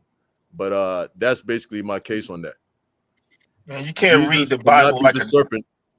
Hey, sa.neter. Hey, sa.neter, you invited me on here, right? Yes. Sa.neter. Okay. Yeah. And you see why I rarely come? I watch you, but you see why I rarely, and I already know Lex is finna laugh in his inner soul because he know how I am. Bro, my point, bro, don't get me wrong. I'm not saying nothing the brother said was wrong as far as the creation of who was the hand of the creator. I don't get what that had to do with Me neither. I don't get it. Y'all don't Can get it? you explain? No. Let me explain it again. Let me explain He's it again. reading the Right? Bible like The a serpent. novel, like a Let me comic explain book. it again. No, bro. You No, see? no, no, no. Don't- Let him finish. Let him finish first. Deal with the information. Don't talk about, oh, this, he's reading it like this or that. Deal with the verses. I'm bringing the verses from the Bible. All right. Now, the first verse that I spoke about describes the serpent that everybody's talking about. It shows that the serpent was created by God. Okay. We read All right, that, let me ask you. Let me address So that hold on, real quick. hold on. Let me before just you go. let me That just one let every- point. That hold on, hold don't on, bro. go Let me through the just whole scriptures let again. me Let's just go give one everybody the scripture at a context. time. Let me No, just give Lex, everybody. We heard what you said the first time. They No, saying they Lex, didn't We get heard it. what he said the first time. They saying they didn't get it, bro. Lex. Let him finish so we can He really just see gonna what repeat what he said the first time. He's basically saying I don't know. that if God created everything, and so if the serpent was created, it couldn't be Jesus. The problem is, then who was that old serpent in Revelations that existed before the serpent in Genesis? So But you like you can't. Oh, Lex. Let me finish. Lex, you know I can answer that. I can answer that easy. But what I'm trying to see Yeah, I know. is That's what I'm where's the saying. He's brother? reading the Bible like a. But go ahead. Yeah, I don't know if he reading it like a ghetto novel, but I'm trying to see where he's going with. We all know that God created every creature. So even if the creature is a symbolism or symbolic, we know that still comes from the creator. The question was, I'm trying to figure out what was your reason, brother, for bringing that up. Like, I'm trying to figure out what you're saying. I'm trying to show you, right? The serpent is a created being. Can we agree on that, brother? Most definitely, yes. Okay. Now I'm showing you that Jesus can't be the serpent because Jesus created everything. He wasn't created. You get it? So who created everything? Jesus? I just read y'all the verses. Like what?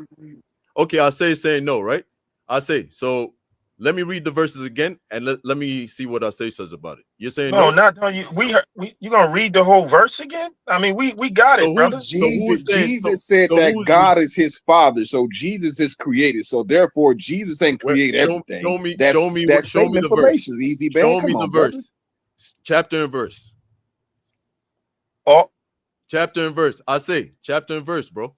Oh, chapter and verse where he states that his father Jesus is created. That Jesus is created. He got a dad and a mom. He came out of a woman. Brother, chapter and verse. You doing that? Show me the verse. No, are we doing that? I need a chapter and verse with Jesus in the manger. I gotta do that. The theology is, that's brother. crazy. Easy, man. No, for real. That's where we at. I say. The theology. Okay, I get what you're doing. I thought you weren't gonna be that disingenuous, bro. You know. That's disingenuous, family. Hold on. So who is Jesus? Let me ask you that. Who's Jesus? That's Mary's son, Joseph's son. And what else is significant about him in the Bible? Y'all say that he's the son of God. No, I don't say that. The Bible says that. Chapter and verse. Where the Bible says that Jesus is the son of God? Nah, don't do it. I say don't do it. Stop, man. Hold on, let me ask he's gonna show where it says that he's the begotten son, but then we're gonna see that David. Hold on, wait. I just showed David is also the begotten. Let me show you. Yo, hold on, Easy Bands. Y'all hold on for a minute. Yeah, I say don't get caught up in that because Jesus was here before damn near all of them in the Bible, brother. Don't get caught up on he came. Hold up, don't get caught up on he came out of the womb of Mary and all that stuff. Jesus was here way before damn near everybody in the Bible. That's written in the Bible. You can Saneter, you see that when I speak, I ain't with that, sir. All right. Hold on, everybody. Hold on, man. Hold on. But this goes for you. And then I want to bring on Jamie because Jamie knows his stuff on his Bible. I see your finger over there, brother. Blackmail. But I want you to read this right here. Easy Bands. and as Moses lifted up the serpent in the wilderness, even so must the Son of Man be lifted up. What is that trying to show you right there? And as Moses lifted up the serpent in the wilderness, even so the Son of Man be lifted up. Jesus. So what are you saying? The serpent is making the that's the connection. symbolism. So that's the symbol. It's not saying that the Son of Man. No, easy man, stop. You heard it's showing you the connection, the symbolism. What Moses holding up the serpent. Why is he holding up the serpent? Because he's holding up the Son of Man. He uplifting the Son of Man. He keeping him uplifted. You know how and we big also saw the serpent was the salvation of the Israelites in the desert. Yes. So when they're making that compare, when Moses held up the serpent, they were safe and protected. Right? That's what it's talking about when you go back. So he put the serpent on the pole, he lifted the serpent. As long as he held that serpent up in the sky, right, the Israelites were protected. So when they're making it, it's all symbolism. So when you make the same comparison to Christ, to say as the serpent was lifted up, so is the Son of Man. He said, I am the same symbol as that. That's what it means, bro. There you go. All right, let me just say No. this. Hold on. Easy man, hold on. Because I want to get Jamie in here. Jamie is a professional who write books on stuff like this, brother. Damn, so we got to hear what Jamie got to say. Jamie, let's go. I didn't even finish cooking though, sir. Yes, I'll come back to you. Jamie, what's that? Your burger is being cooked.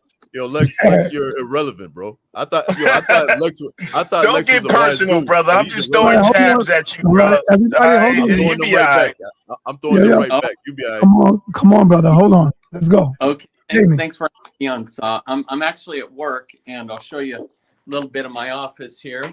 There's psychology in the background, but who said that Jesus was not created? Who was that? That was right here, the brother here, Easy Man's. That was him. I did. So I have a question. If I showed you in the Bible where it says Jesus was created, would you admit you're wrong? Oh, he would. Yes, I will. So hold on. Are you talking about like Jesus, like that I'm was not born to hearing you, Mary? man.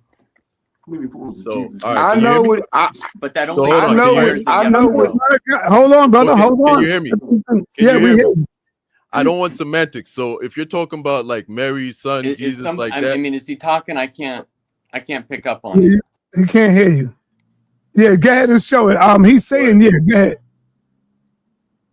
Go ahead. You guys hear me? And I Okay, hope he doesn't Saneter? try to bring up the firstborn thing, because that is preeminence. Yo, can you be quiet for a minute? Jamie, do you hear me?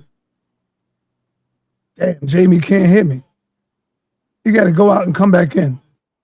You got to go out and come back in. Okay, go ahead. Easy Bands. Yeah. So basically, this is the problem, and this is the same thing you were just talking about with Napah. It's like you're saying that when she says something, nobody wants to listen. But when when men start talking about it, then it becomes a big thing. So similarly here, right? I basically read a bunch of verses, right? And right after I'm done reading those verses, everybody's basically acting like they didn't even hear me read those, because it answers every single question that everybody's talking about here. I say included. So I said, what do you say? Hold on. If you can share my screen, please. Let me just read this for him right quick.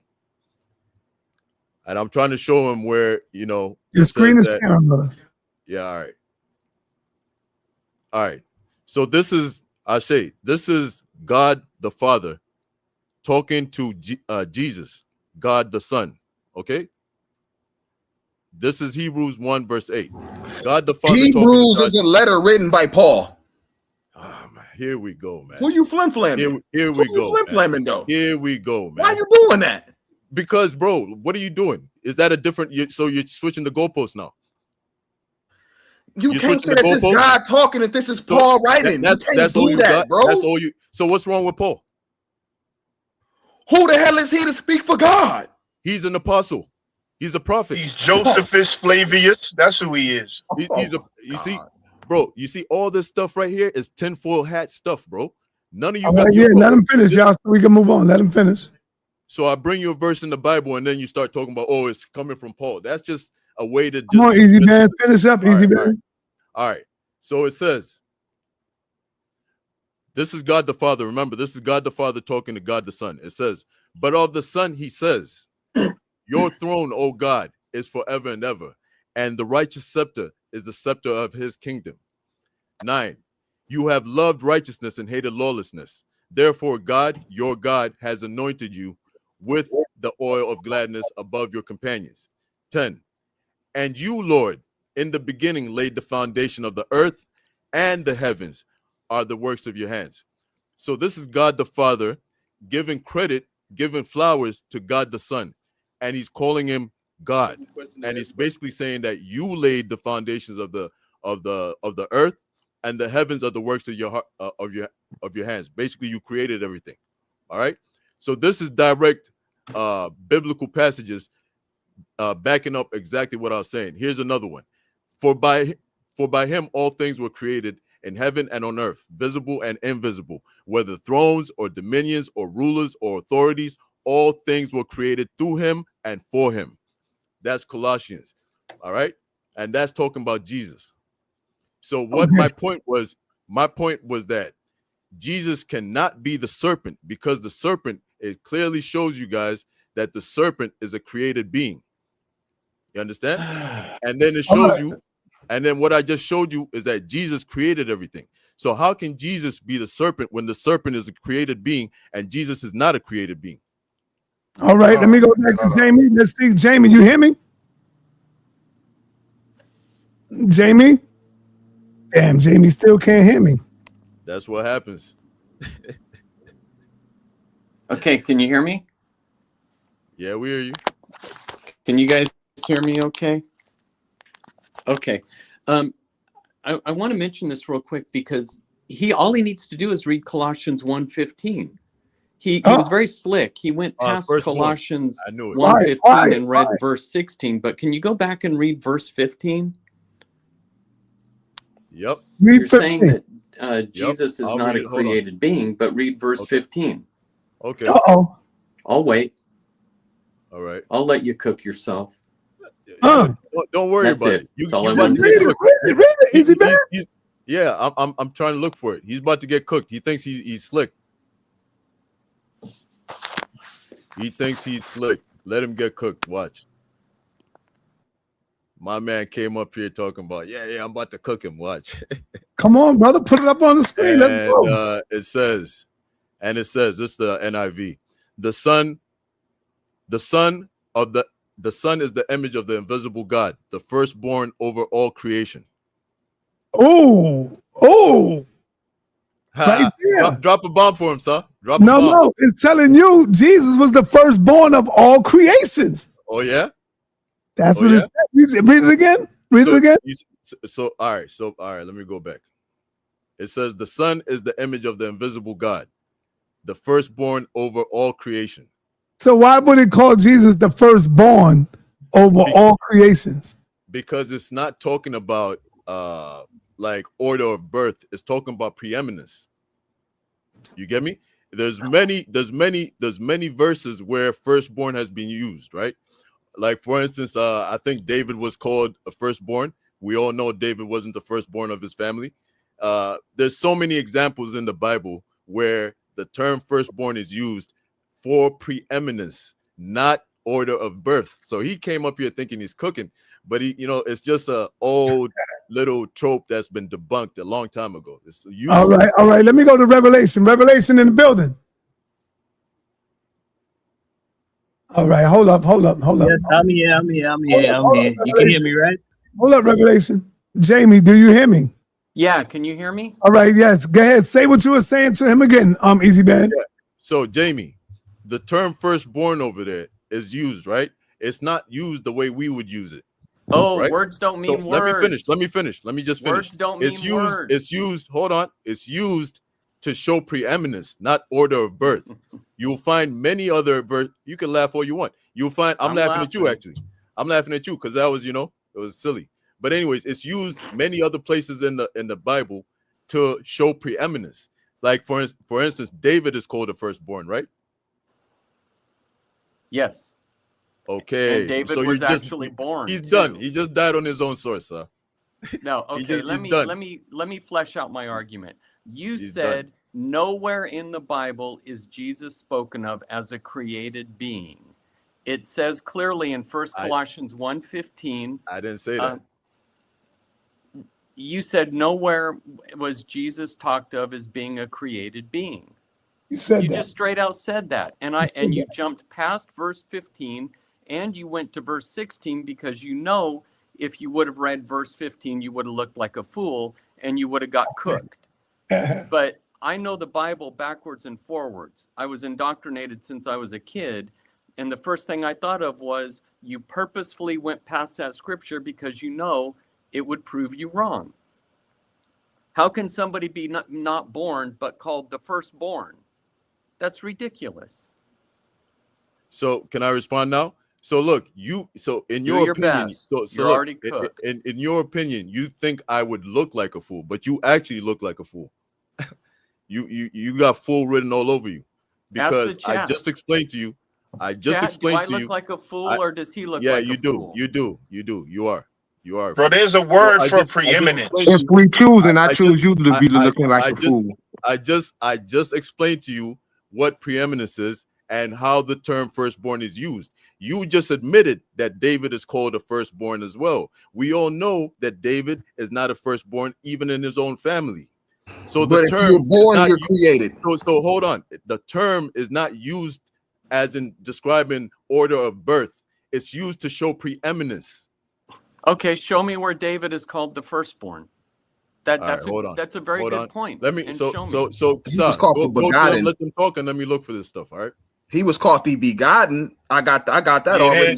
They're both wrong. Born in that scripture is not talking about a physical birth.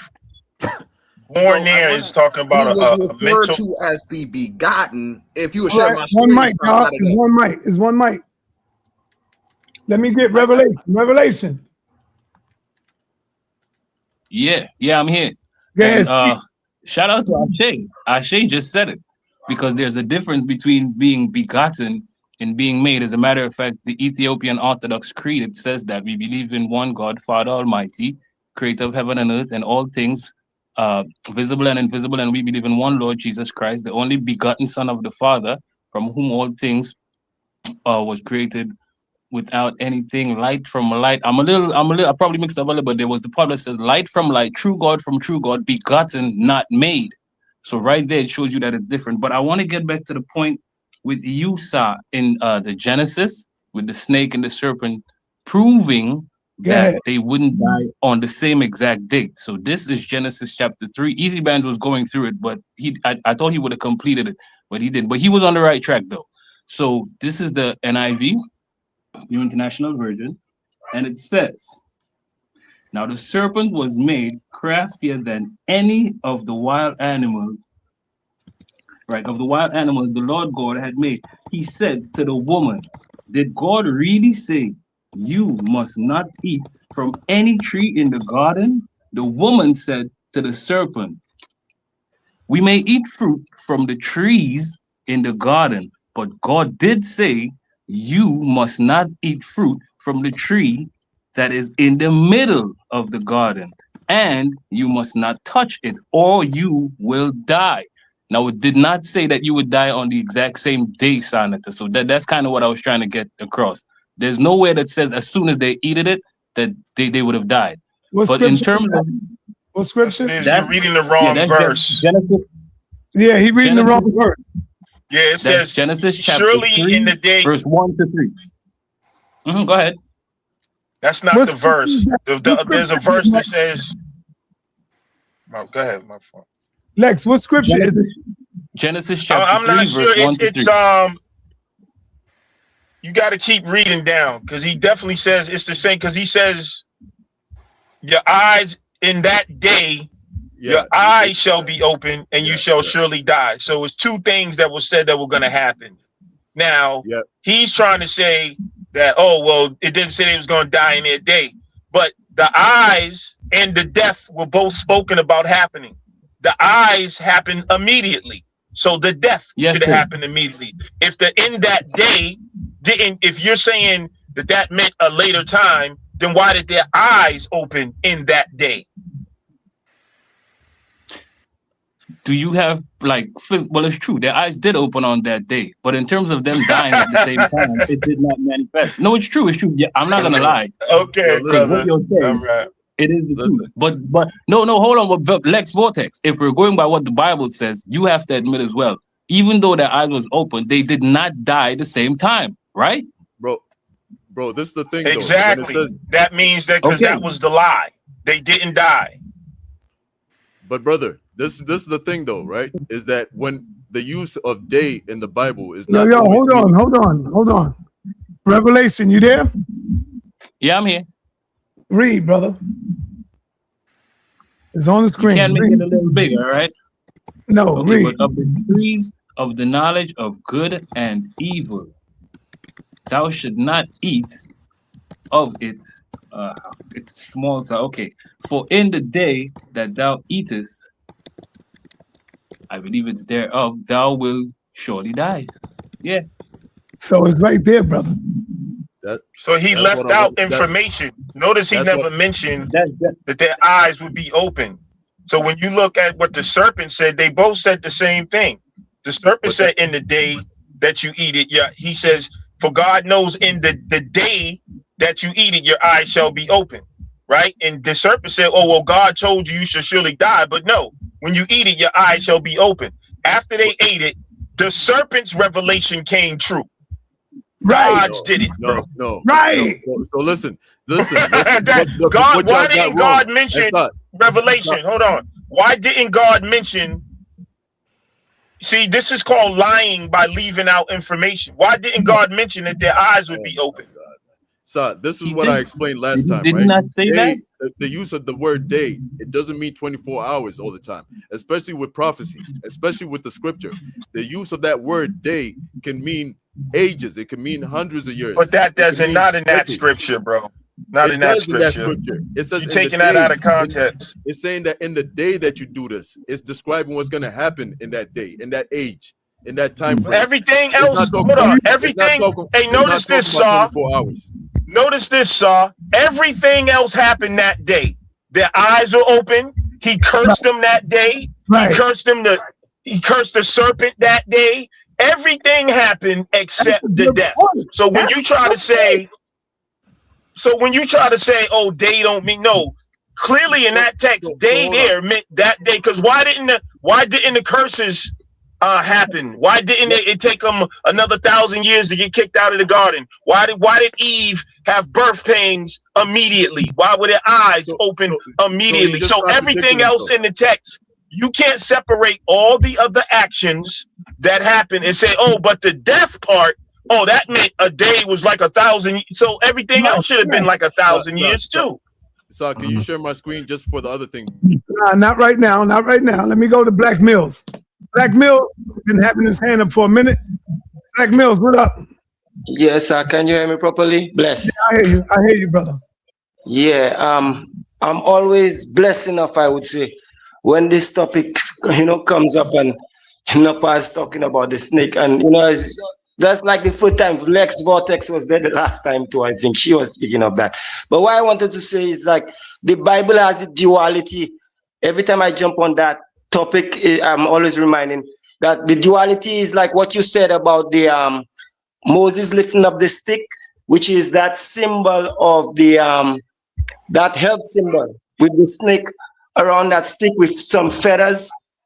And you could see it in our ancient culture that the snake was, highly deified in Kemet, and even on that side of the world with the Aztecs and the Mayans and even the Olmecs too. You would see they have that kind of symbol of a snake with feathers, which represents the cycle of the sun. And we know Christ himself, just even the story of Christ, the numbers from 12 to 40, all that is the cycle of the sun. That's what it really represents.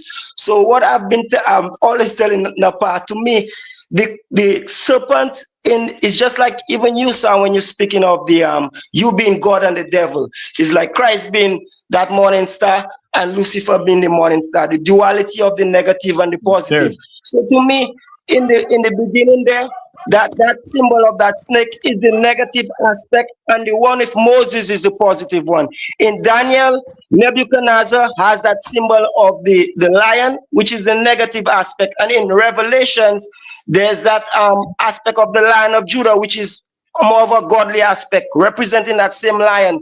So That's right. that's symbolism and allegories within the Bible of our natural world, which is the scientific world, which we try to separate all the time.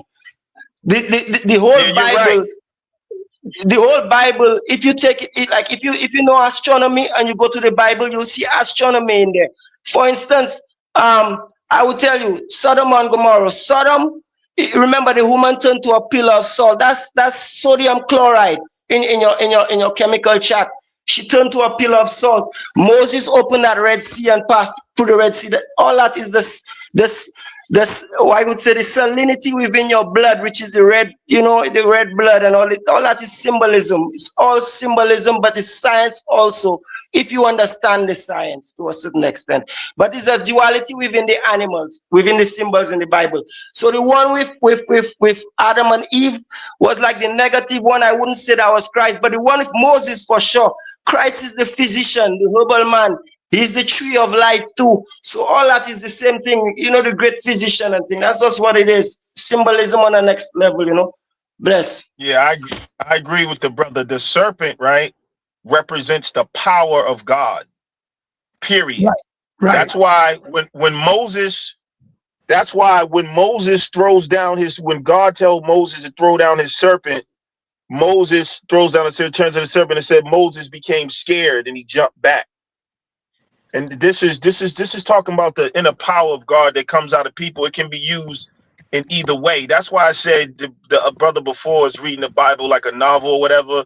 But the Bible has 4 dimensions of meaning. So when people say it means one thing and then another, it means like at least 3 things a lot of times. You have the physical, the spiritual, and the symbolic. And so you can't read this book like it's just a story and read one verse and think that verse trumps everything else. That's why it seems contradictory. The only way to understand the Bible truly is through the symbolism. When you go to the book of Revelation, right? We know Christ is a serpent because he's described as one. He has eyes that are red and a double-edged sword comes out of his mouth. That's a forked tongue. And then if we go to his transformation, another aspect of a serpent is the ability to shapeshift. Remember, Christ had a metamorphosis where he literally changed in front of his disciples and they got scared. This is representing the way a snake sheds his skin, or the way some say serpents can shapeshift and stuff. So if you don't understand the symbolism, now that don't mean there's no literal meaning to it, because some of it is based loosely in history. But the master teachers and the priests back then, they would mix history with symbolism and all other type of occult stuff in there. So Bible believers, they go way off because they think that symbolism, the occult, is evil, and so they're not able to bridge the gaps. All right, let me bring on Napah. Man. Hi, I'm still out, but can you hear me okay? Yeah, your mic sounds a little muffled though, Napah. I know. Just a second. Is it too muffled that you can't hear me? We can hear you. Yeah, baby. No, I just wanted to make it clear that everyone who is finding this information out, and we got Jamie in the building too, Napah. Oh yeah, peace, Jamie. Peace, everybody on the panel. This is great. It's good when people can look at it and they do their own research, and then they come to their own conclusions with whatever information they have. Lex has his take on it. I do.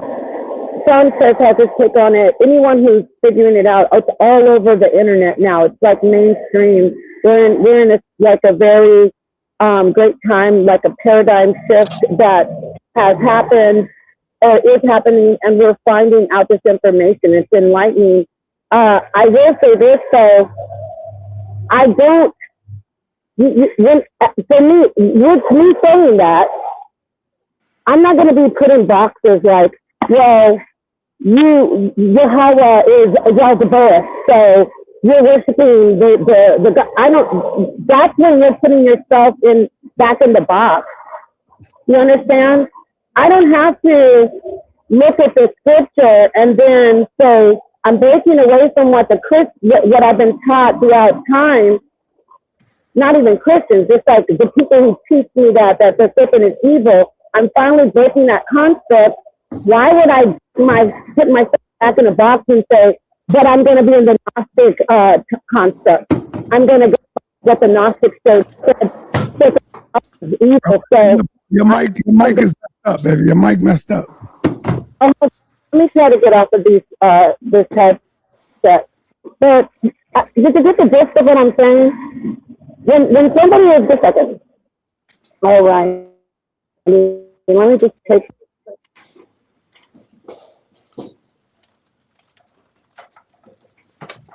All right, you there?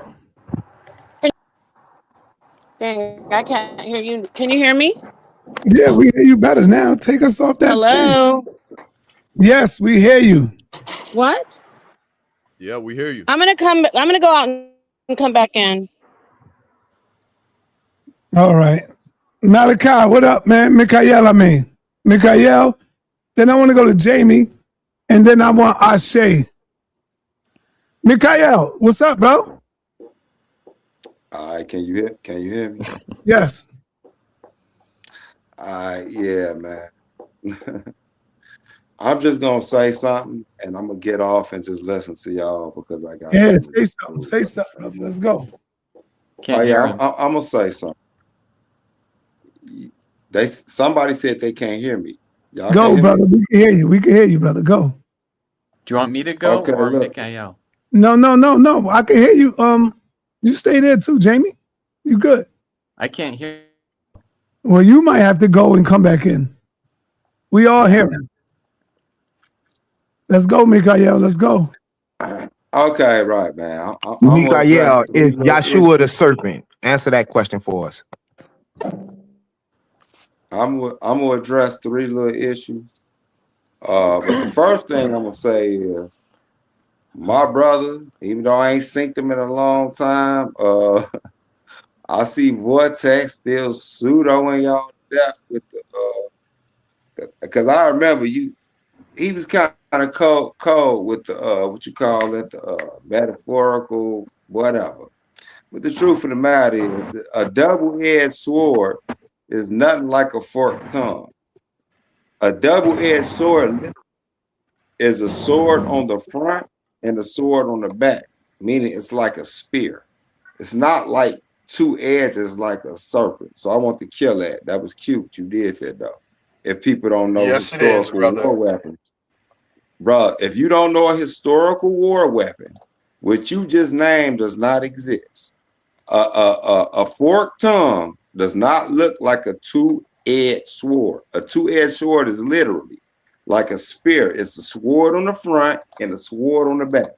You see it in some of the medieval stories, right? That's what a 2-edged sword is, meaning it has 2 edges, one in the front, one in the back. You said Where that's was like the a back forked part? tongue. Yeah, because it's The symbolic front is of in the double. front, and then the back is in the back. But How did what that you come out of your said mouth? was it was like a forked tongue. A forked tongue Yeah, a is actually double. is 2 spikes in the front. That's not a double-edged sword. Come on, bro. I know historical war weapons, and I know you looking it up, and you like, damn, you right. But anyway, No, let's you're get to the wrong point, though. because you're just But getting here's too, my point. you're getting Okay, way too that's cool. literal, bro. We could deal. All right, we could deal with that. We could deal with that. Lex. And if you still got my number, nigga, I ain't changed my number. I got the same number, so we can get up. All right, But I'll holler at you, bro. one other thing that was brought up, somebody said Eve might have got a period. All right, so on that silliness, if Eve lived for hundreds of years, like Adam did, to 900 and something, how in the hell do you know when she got her period? Like, that's another retarded thing. She could have got, when did she hit menopause? What, at 800? So this is all silly. That's why I told you. So they don't really want to get on me on here with this, because they be trying to be over deep, but they kind of kill themselves because they don't know where to separate symbolism from literalism. But then they talk about symbolism, then they try to get literal. So then here go another one.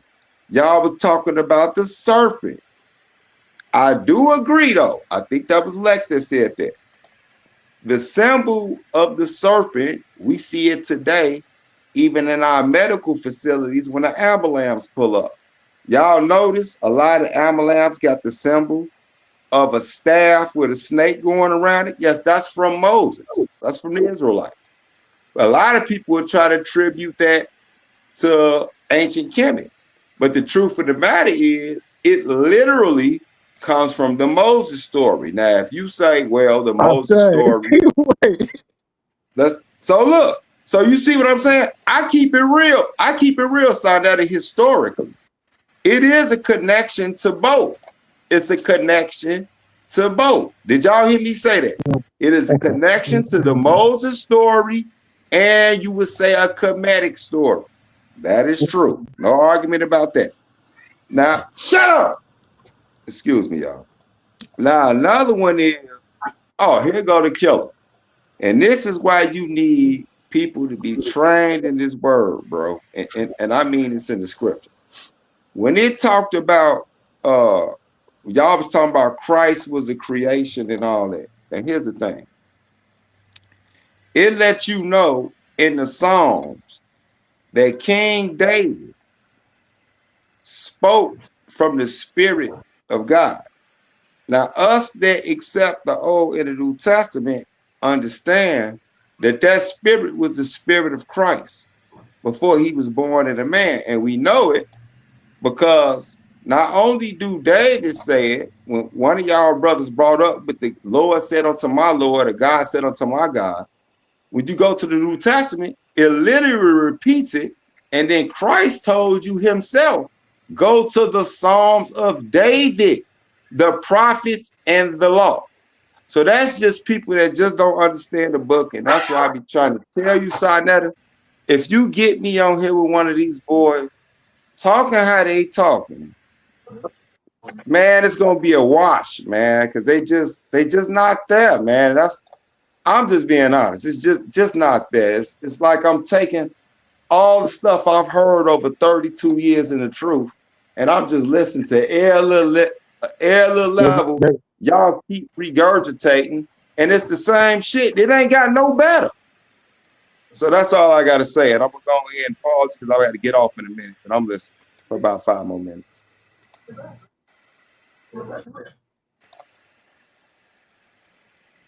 I think Ashe was next in the order, but I do want to get in after Ashe.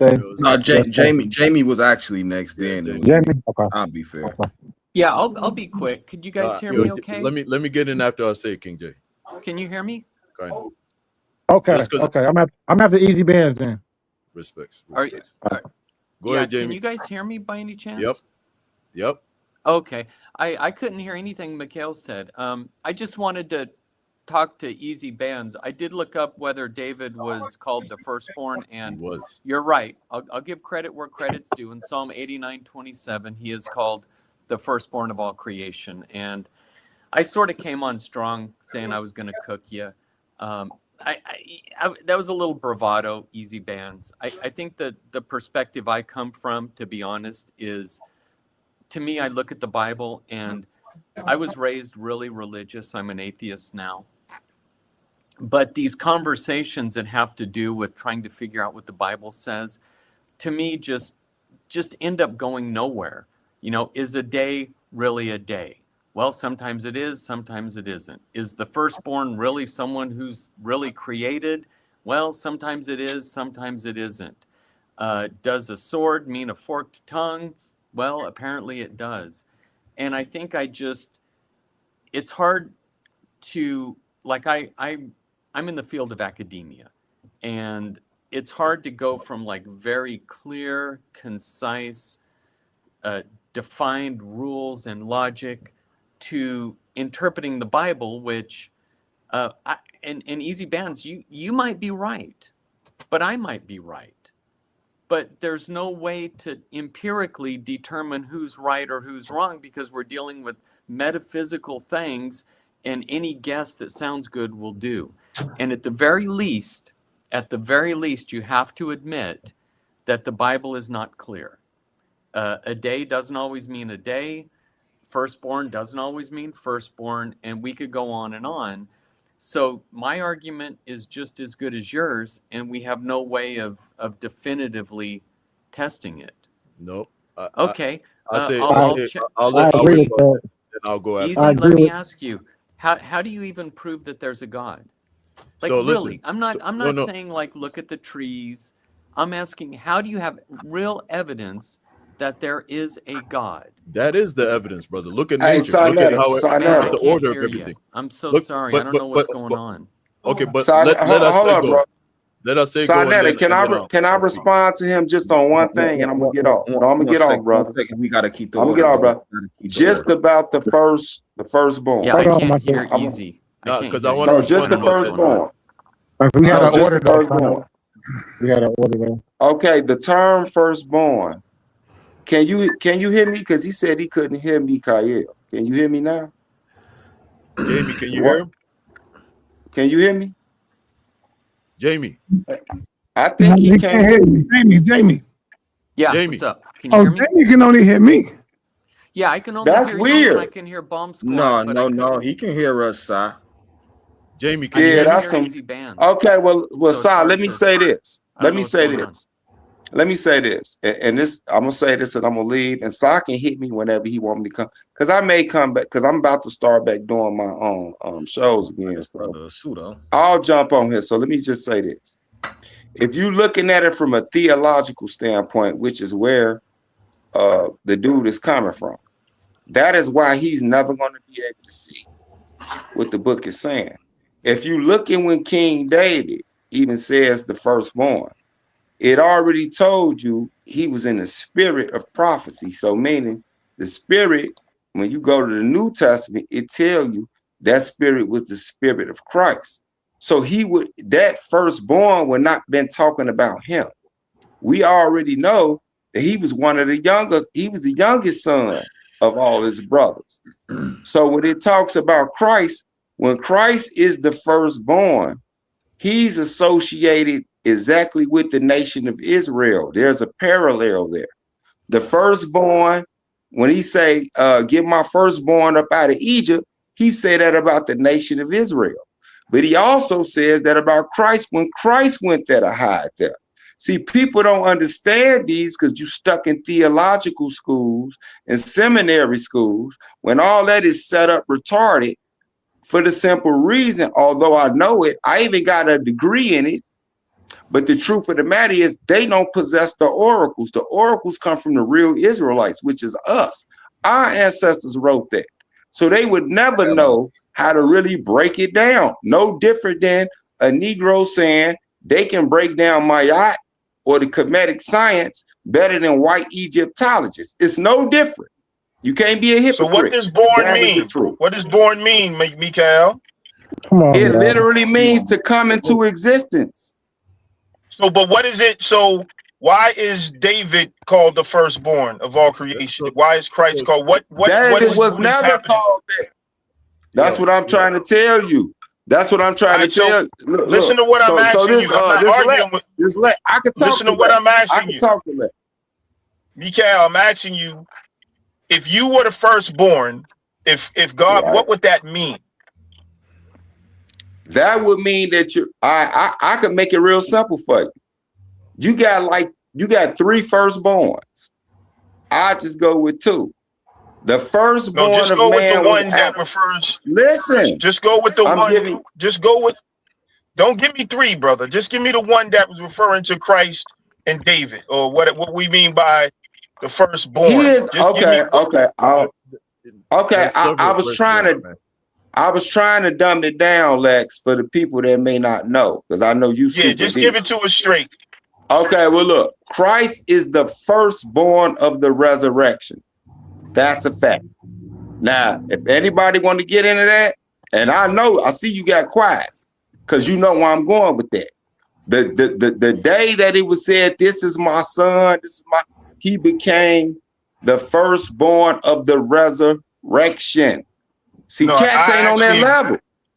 They're not on that level. I agree with you on that. I actually agree with you, but in a slightly different way. This is what I mean by most people, 99% of the world do not understand the Bible. Born is representing a mental process. It is. That's what it is. So when you got a lot to do with it. So the concept is, but there is a spiritual to it. Hold on, there is a spiritual to it. 99.9% of the population is referred to in a depth circles as being dead. They're walking around mentally asleep. When you awaken through the mental process, that's when they say you become born again. That's why it says be renewed in the spirit of your mind. So when people the Bible these arguments that people are making are childish when it's just simple understanding. That's why I just told you, Lex. No, that's why I said I agree with you. If me and you talked, we could go that deep. But you got to look at who all on the panel. They either looking at it from a theological standpoint, a seminary school standpoint, or they're literally just listening to what they preachers told them. They're not in depth with the Hebraic concept of the Bible. What's up with the microphone, man? Yeah, go ahead. I'll say because this getting redundant. I ain't gonna lie, and this is why people hate me. And I know I'm finna make these brothers hate me because I'm finna tell the truth.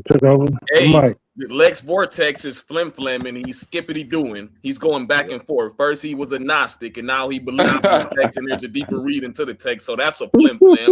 So I don't even want. We got to listen to all of that. How was that a flim-flam? Look, now they hurt. I told you. I'm done. I'm gonna make them hate me. About to make them hate me. Prove what I said is wrong. The other brother, what I said. Hold on, wait. The other brother was lying. Bro, you ain't saying nothing. Hey! Be quiet, brother. Have some decorum. But I'm just saying, deal with the information. Have some decorum, bro. I have decorum. But what I'm saying is, deal with the information. Like, tell me where I was wrong. I want to mute you.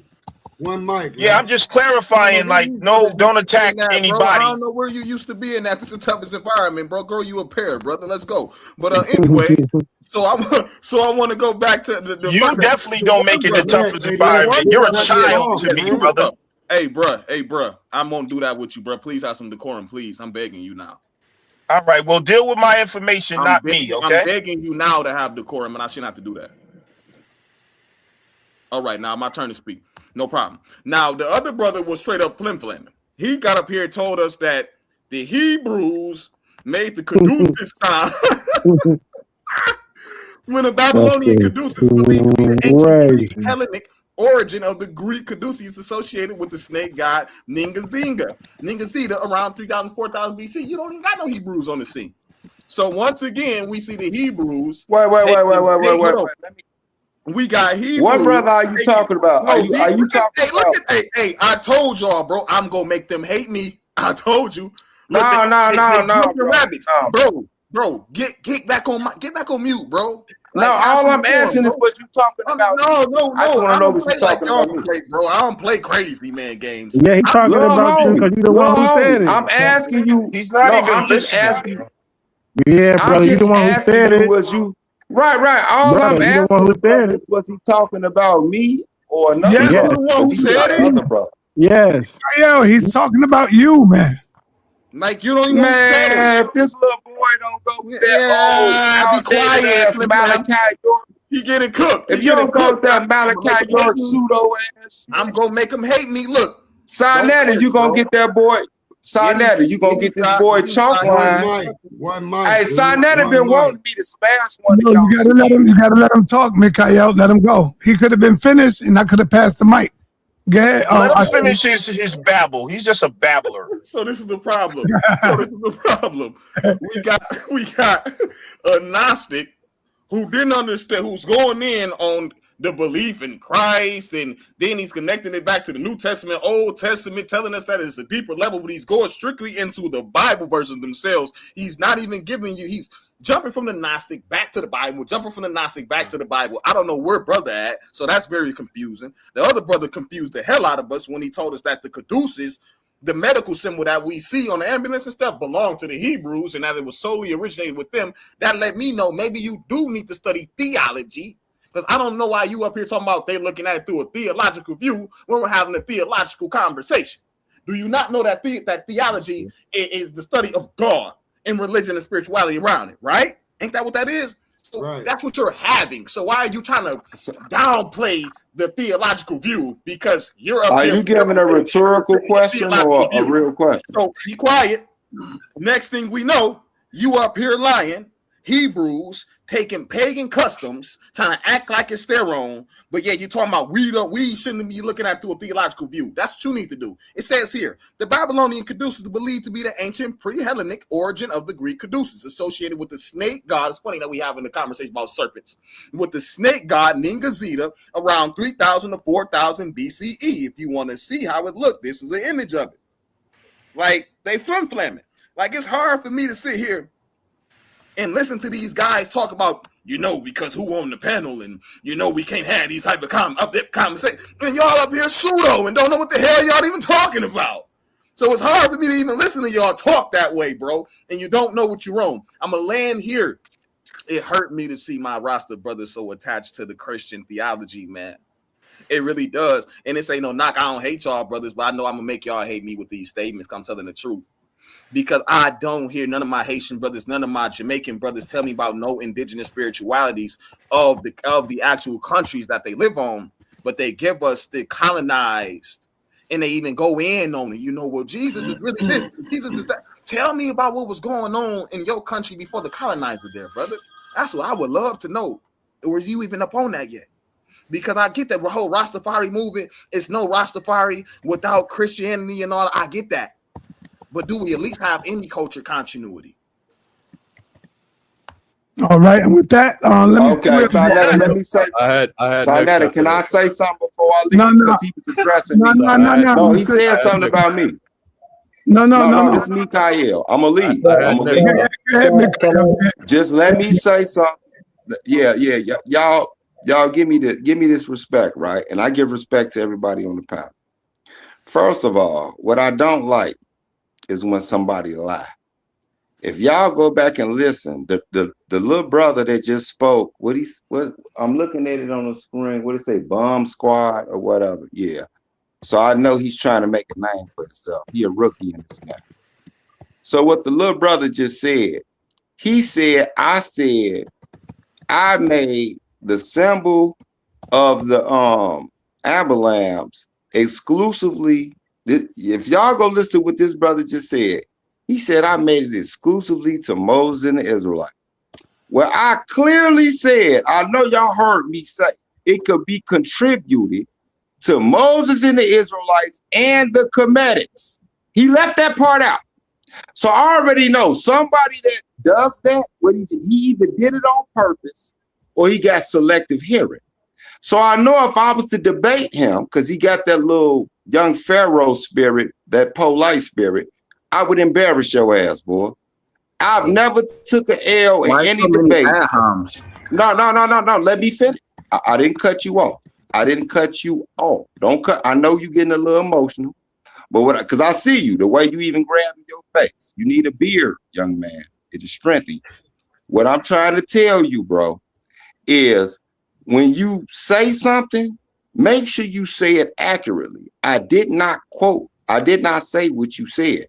Now, what I will tell you is you went on that long little rant, and everything you said, I had in my library before you even probably said you was conscious. So if you want to play that game, because I know Saneter been wanting me to get on here and crush one of y'all, because I haven't done it in a long time. Boy, hit Saneter up. If you really think your balls that big, little Malachi Jr., Malachi York Jr., let's line up a debate with a topic. I take a lot of disrespect, but let's line up a debate. No, don't do it. No, stop. Don't overtalk, because you let me show you something.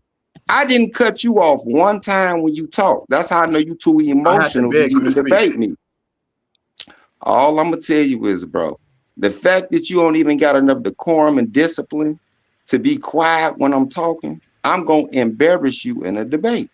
I've done this way longer than you, boy. And as a matter of fact, normally what my litmus test is I would ask, can you show me any of your prior debates to show me that you a real debater? I bet you can't. What is going to be a Facebook post? Do you got one? You know what I got? Trophies. So let's see. If your little smart ass want to debate me, give sa.neter the subject. Let sa.neter run it by me. And if he want to do it, I'm going to let you show your big boy. All right, on that, I say shalom. He got my number. All right, all right. Go ahead. Easy Bands, where you at? Right here. Go ahead, I brother. get to address him because he came at So me too, so I want to address him when I get a chance. All right. All right. So I just want to quickly, because it's a full panel, I'll just do this quickly. Just on the point that Jamie brought, talking about the firstborn, etc., and everybody else is talking about that too.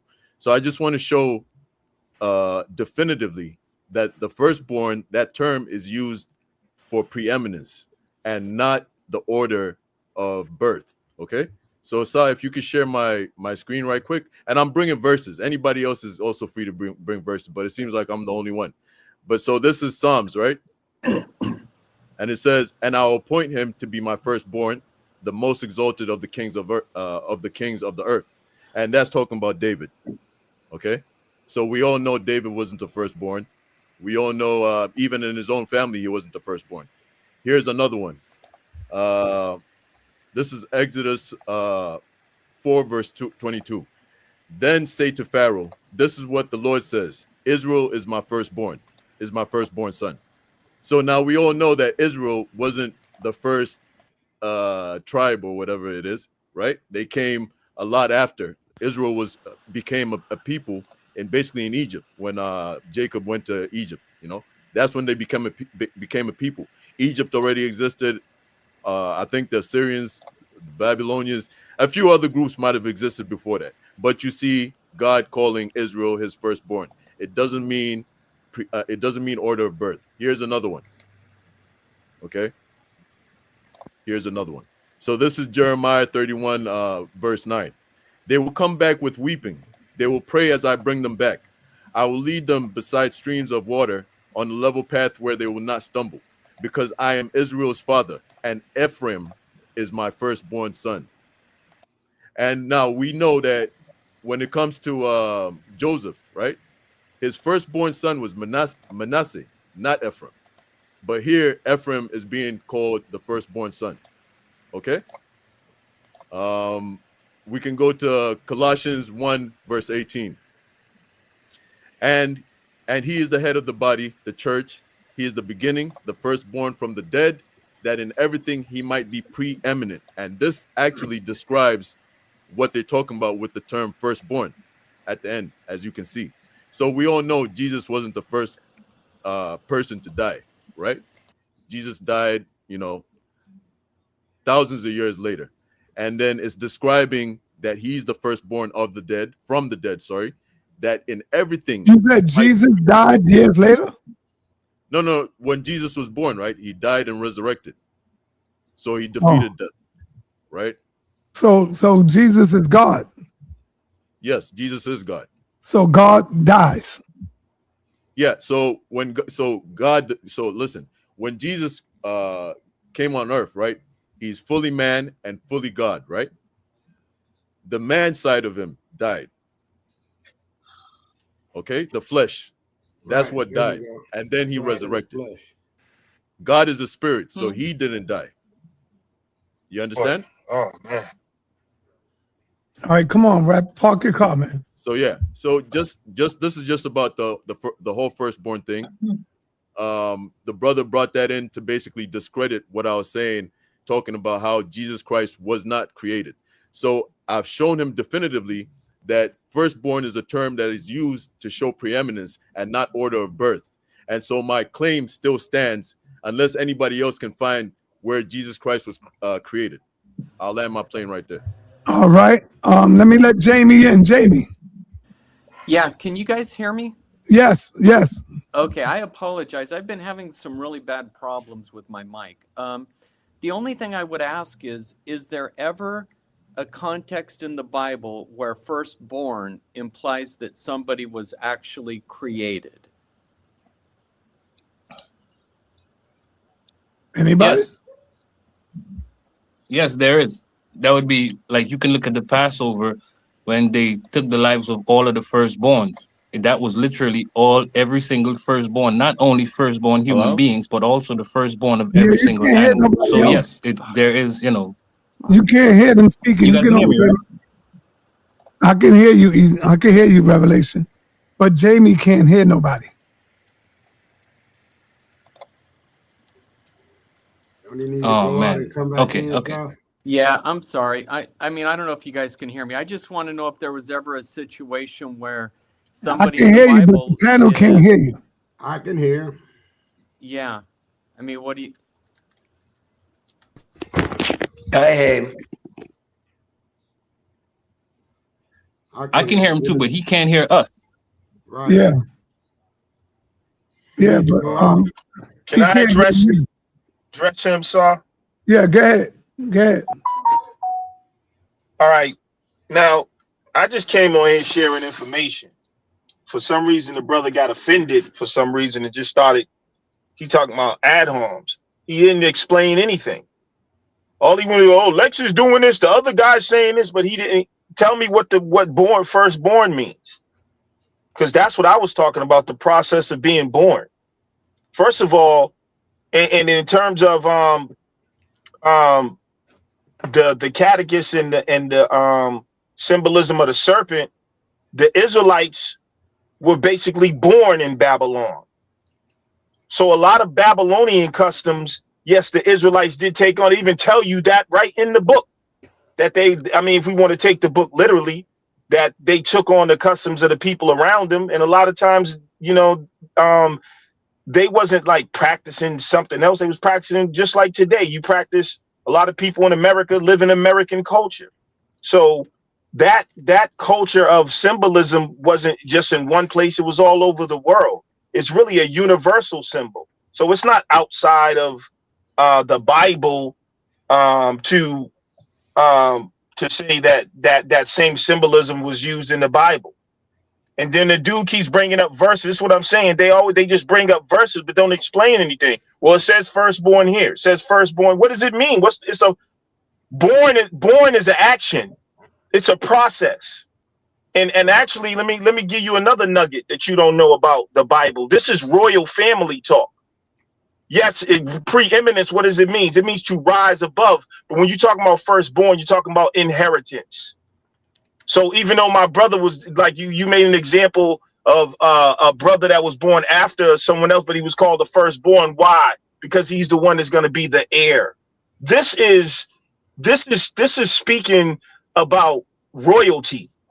This is what people call the higher ups and royal families and stuff like this when you speak in this type of language. But you wouldn't know this type of language if you was a child in the regular world and you just thinking firstborn and you think, what does it mean? What is the process? Like when someone is born again, you go to church, you get a baptism, and they say you accept the Holy Spirit, you born again. That is a mental process, obviously. What else could it be but a mental process? It means you took on a new mind state. You cleaned up your mind and you are a new creature, a new person. That's what born means in that sense. Firstborn means inheritance. So if I have children, I might say I want this one to be the firstborn because that's the one that's going to inherit what I have.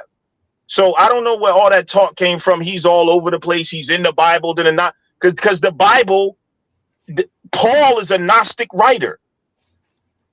Paul's writings are very Gnostic.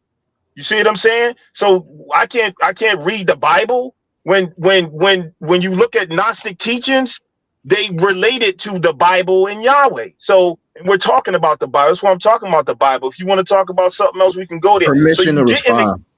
So you didn't explain anything. All you did was attack people. Oh, he's saying this. I'm tired of him saying that. Explain something.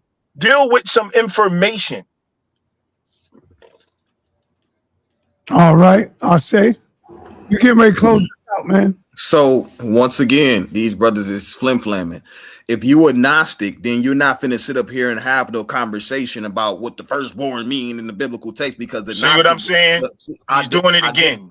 I didn't talk like these dudes talking. That's frustrating. Yeah, but hey, Sa, the reason why I'm interrupting because he's talking at me, not to what I'm saying, bro. I ain't do that to you though, bro. All right, because brother, because if you do that, that's a negative route. You're talking about me and what I should do. Are you going to deal with anything that I said information wise, or do you want to get into a personality, political campaign condemning each other's personalities? Is that what you want to do? Because I'm saying information. I'm saying disprove what I'm saying. What is firstborn and how are you born again? I can tell you what crickets.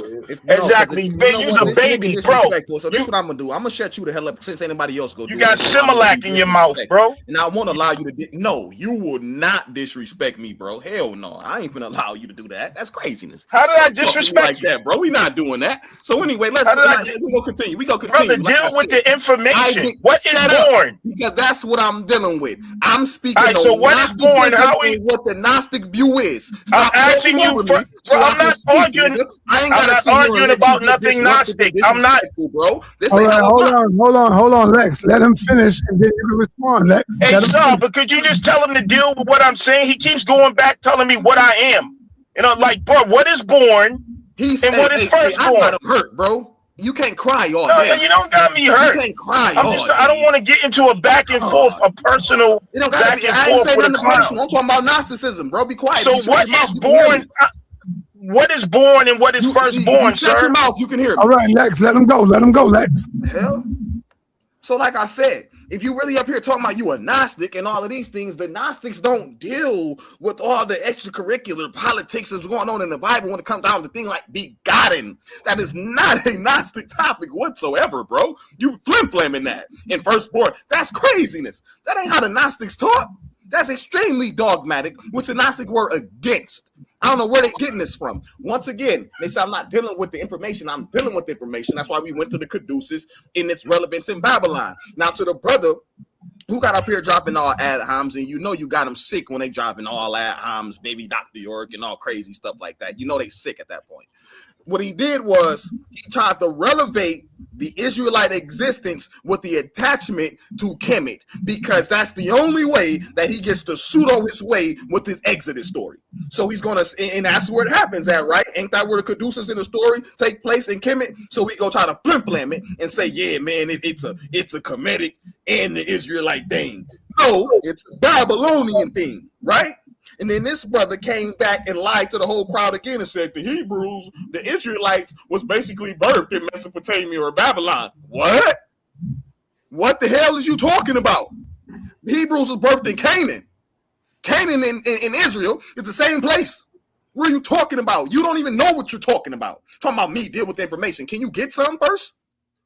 Like, this is my problem. So I remember my original statement was, it's hard for me to sit here and listen to them use verbiage like, we got to watch the way we putting stuff, man, because who on the panel and who's listening, you know, they don't get it. They don't get it. You know, no, y'all don't got no understanding. Y'all need a pseudo room where y'all can just kick the pseudoism back and forth and play pseudo tennis, because here you're getting shot down. That's it, man. All right. You need therapy, brother. You need therapy. Please, can you let me just say something? At least just 2 words. Yeah, I was just saying, if the brother would admit, because you know Rastafari is all about African culture. The niggas, which is Negus, and niggas. I mean, Selassie is niggas is Serpent King. That's what it really means. It really means Serpent King. Niggas, King of Kings. Nagas. In the symbolic world, Serpent King, because it's our tradition. Even Tutankhamun's headdress, you know, you'd see that bird and the snake, which is an older version of what we're talking about, the medical symbol. So, you know, I not really no argument with nobody. All that is our African culture and heritage, you know. It's not nothing to argue about.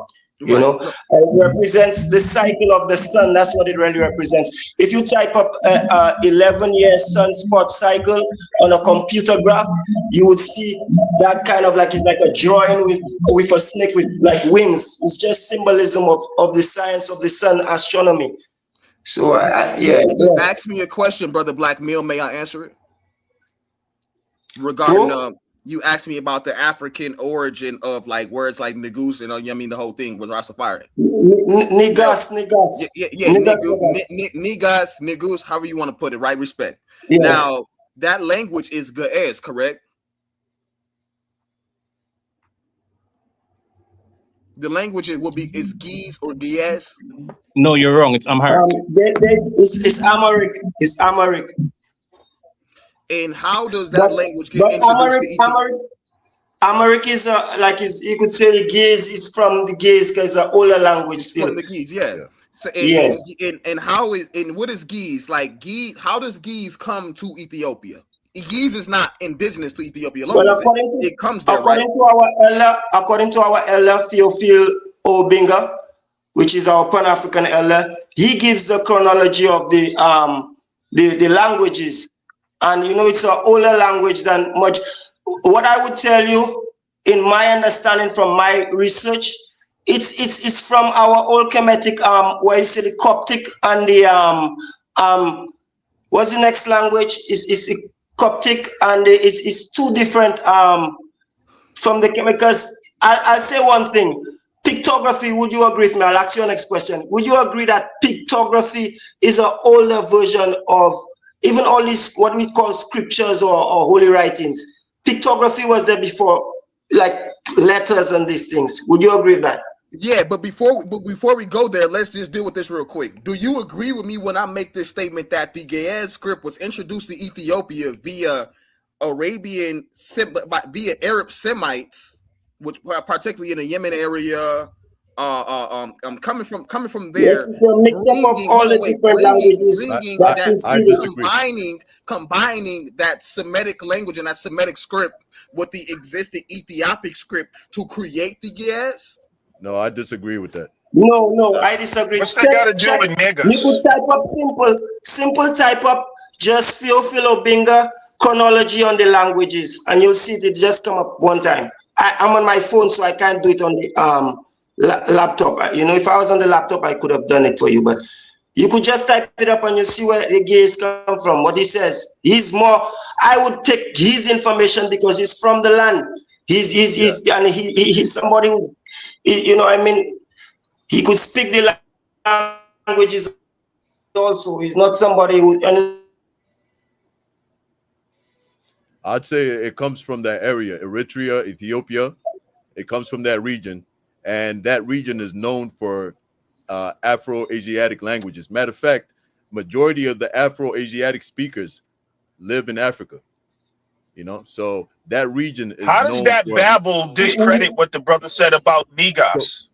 This is what I mean by this, brother. The brother said Negus means something. Discredit what he said about and then he goes into his question was about the indigenousness and the originality of Rastafari in its African. No, that's not what he let off with. He let off talking about that Negus come from is Ge'ez, and if you know anything about the history of the language, then you would know. And I've been having this conversation for a very long time. It's something I'm very studying. This dude language is a joke, man. I thought Lex was a serious guy, man. Created in Ethiopia. Just look up. Matter of fact, look up the. What does that have to do with what the brother said? Suntan, do this. Look up the date of the inception of the. You're just babbling, bro. That it's brave. That it's not ancient as they make it seem. The brother said Negus was referring to serpent kings. And you went off and you asked what language do it. Hold up, listen, brother. Let me show you how you're incoherent in listening to a conversation. The brother said Negus had a meaning, and he was talking about universal symbolism and how that was entrenched in that culture. You randomly told me Negus means. Hold on, brother. King. Hold on. Show that. Hold on. You brother. Hold on, please. King. And then you randomly goes off into Ge'ez and it, but you never made a point. That is coming in. God damn! But you never made a point about what. So what is your point?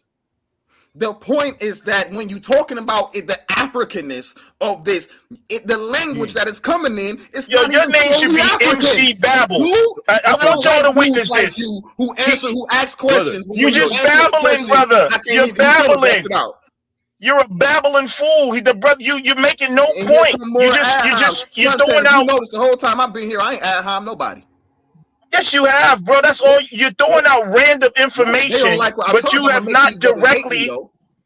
brother. Nobody hates you. You're not really that good. You haven't even addressed. You're So just why throwing you out lying random so much? So stop information. actually showing any information. Because you talking like you smart, but what you do is throw out random information. Oh God, it's not random information. It's strictly pertaining to. And that's why you won't let me finish. Okay, so I'm finna just start sharing screen. So you never said. You've never made a point about what the brother said. What is your point? Just tell us right now, without giving a long diatribe. No, without giving a long diatribe. Here's the definition. What is the point that you're making about what the brother said? Ethiopia. Nowhere does it say bro, serpent why are king. you so out of control? Bro, are you drinking? I'm asking you a direct question. It's not. You don't got to be all hostile. What is your direct point about what the brother said about Negas? Just tell us in a sentence. Because the language comes from Giez. That's what I'm showing. Okay, it comes from Giez. What's the point? Giez is African though. Giez no, is what not is this? originally Yo, African. y'all see what I mean by? I say prove that it. Yo. One mic, man. I gotta keep saying it. One mic. But sir, you see where I'm going when I'm trying to say brothers ain't giving answers. They're just throwing out random babbling information. The brother said something and he's talking about Giez. All right, what is your point? Okay, if it comes from Giez, what does it mean? Can I say something? No. He's a babbling fool. So he asked the question. I'm gonna answer it for the third time. When we're talking about the Africanness of Rastafari, and then you talk about the language, he said, "Do you know about Negus and the origin of Negus?" I said, "Okay, yeah, let's talk about it. Go in." He said it meant serpent kings, which he was wrong about. Negus means the king of kings, not serpent kings. So that was wrong. Then we go further. I asked him, does he know the origin of the language I also said that. Hey, look what they're doing. They filibuster in one mic. The brother said one mic, please. So when I asked him about the origin of the language that he's presenting, the brother does not know the origin of the language he's presenting. So you'll see within the Giez script, and this is what comes with the Giez script is this Semitic story attached with it, with Solomon and all of this BS. That's clear evidence, and I'm gonna show this next. I'm gonna share my screen again. I still don't know this brother's point. Look what he's doing, and we see, that the nigga, brother, that what's the your point? Language was brought by Semites, in particular Arabic Semites. Yeah, nigga, and the price of tea in China is went up. Hold on, Lex, hit that link right there. Napah is on the Coliseum. Everybody hit that link. She's going to continue it over there. She's going to go in. She's home now. And she's going to go in on Jesus is the Serpent. The link is in the chat. So y'all can hit that link. I'm in over here. And she's live right now. I'm headed over there, so I got a question for Nepal. Say that again, I say? Just for the education of the people, so they understand where this Giez language come from, so they don't think I'm making this stuff up, bro. Just 1 second. That wasn't even the topic. Be quiet, bro. Stop, bro. Go on. You a troll. Stop. The arrival of the Giez language in Ethiopia is a story of ancient migration. You see Giez is Semitic language, making it this distant relative of Arabic, Hebrew, or Aramaic. Long ago, groups of Semitic speakers from South Arabia, modern-day Yemen, crossed the Red Sea into the Horn of Africa. Linguists call this a backward because the broader Afro-Asiatic language family actually started in Africa. These speakers left for Arabia. Then their descendants returned centuries later with a distinct Semitic tongue, letting you know that they developed that tongue not in Africa. They developed that stuff in Arabia. They went on to get that stuff and they brought that back. I'm trying to give these brothers the origin of the stuff that they're trying to kick to us because they think that it's strictly African and it's not. That wasn't his point. Nagas. You got serpent Nagas in India. You got Nagas in there, bro. You listen. Hold on, brother. Damn, you just finished talking. What you did, y'all, and this is what a lot of these brothers do. They throw out random information, and it's okay. It might even be correct information, but it's totally oblivious to what anybody was talking about. The word Nagas goes back, and someone even wrote it. Everyone know Naga is referring to serpent. You got the Naga gods in India. Nagas, it means serpent. If you go, the word traces back to serpent. So, like, in the Indian language, which wasn't even deciphered. All right, thank you. Yo, Lex, go on over there. She waiting on you, man. So y'all gonna have a deeper conversation. All right, peace, y'all. We out. Peace, brother. She's live right now on the Coliseum. Y'all go on over there. Check it out. She's gonna continue the conversation. And we out of here. Yeah.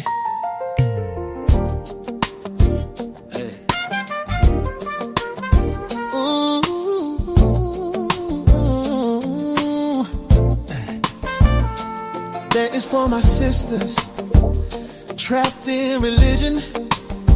Wake up and free the babies. Saneter, speak the truth, he's on a mission. Yeah. The house of consciousness, the final call.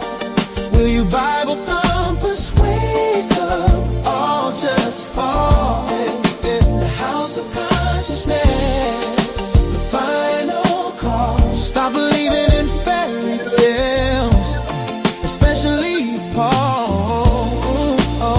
I use the Bible like a lantern in the night, trying to wake up my sister to light. The house is closing in, it's a total mess. You ignore my wisdom, the ultimate test. Step inside the HOK, it's the toughest terrain where the truth hits hard, the cuts bring pain. I try to wake you with the word in my hand, to get you to the truth, to help you understand. I gave you the scriptures, chapters and verse. I gave you the keys to break the curse. I gave you Torah to unlock with keys. Break the mental chains and be free. The final call. Yeah, will your Bible thumpers wake up, all just fall? The house of consciousness, the final call. Stop believing in fairy tales, especially Paul. They call you apostle like you a prophet of God, telling lies and fooling people can't be that hard. You're preaching from YouTube, looking for a handout. I'm standing on family, trying to bring the truth out. Welcome to the HOK, where the truth resides. No more hiding in the pews where the dies. We speak against the Bible just to wake the inner sight. Come inside the HOK doors, we bring the light. The house of consciousness, the final call. Will your Bible thumpers wake up, all just fall?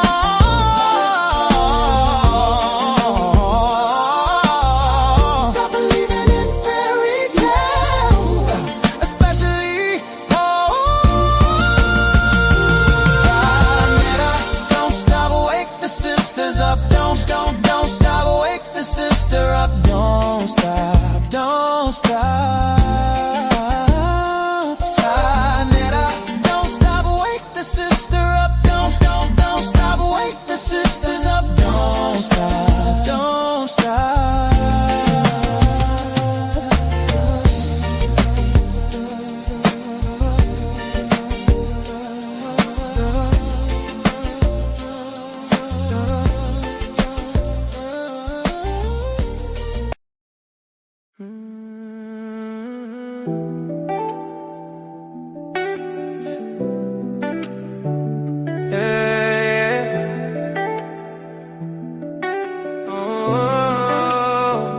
Love, where you at? Where my people at? Napah, where you at? Where you at? Where my people at? I need you to help me on this mission. Yeah. This is for my brothers trapped in religion. Open up your eyes, break out of the prison.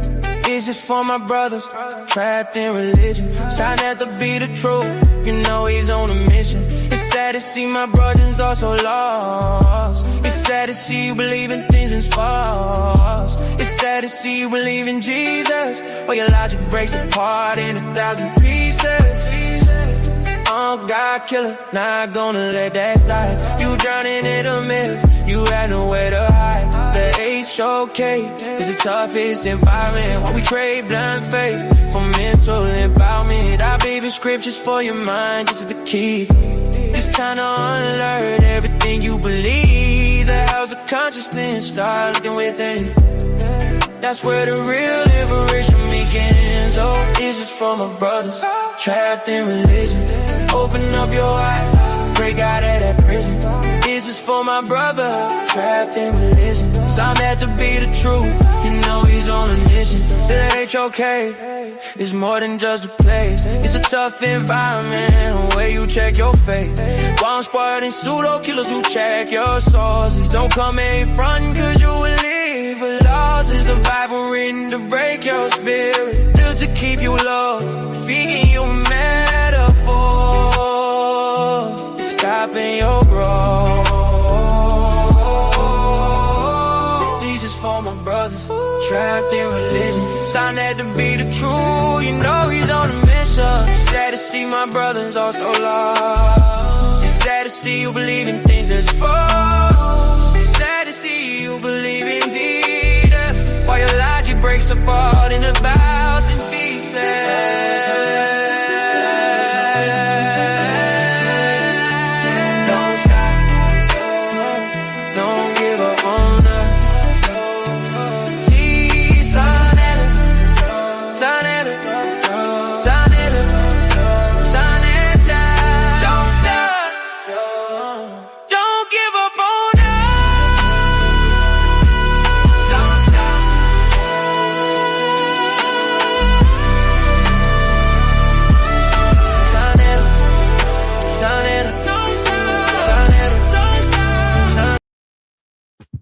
Damn, man.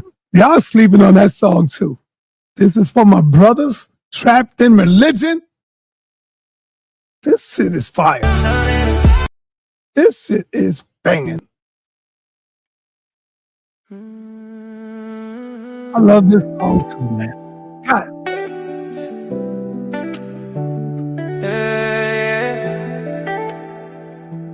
Oh, where you at? Where you at? Where my people at? Where you at? Where you at? Where my people at? I need you to help me on this mission. Yeah. This is for my brothers trapped in religion. Open up your eyes, break out of the prison. It's just for my brothers trapped in religion. Saneter be the truth, you know he's on a mission. It's sad to see my brothers also lost. It's sad to see you believe in things that's false. It's sad to see you believe in Jesus, or your logic breaks apart in 1,000 pieces. Oh, God killer, not gonna let that slide. You drowning in a myth, you had nowhere to hide. The HOK is the toughest environment. While we trade blind faith for mental empowerment. I believe in scriptures for your mind, this is the key. It's time to unlearn everything you believe. The house of consciousness, start looking within. That's where the real liberation begins. Oh, it's just for my brothers trapped in religion. Open up your eyes, break out of that prison. It's just for my brother trapped in religion. Saneter be the truth, you know he's on a mission. The HOK is more than just a place. It's a tough environment where you check your faith. Bomb squad and pseudo killers who check your sources. Don't come in front cause you will live for losses. The Bible written to break your spirit, built to keep you low, feeding you metaphors, stopping your growth. These is for my brothers trapped in religion. Saneter be the truth, you know he's on a mission. Sad to see my brothers all so lost. It's sad to see you believe in things that's false. It's sad to see you believe in Jesus, while your logic it breaks apart in 1,000 pieces.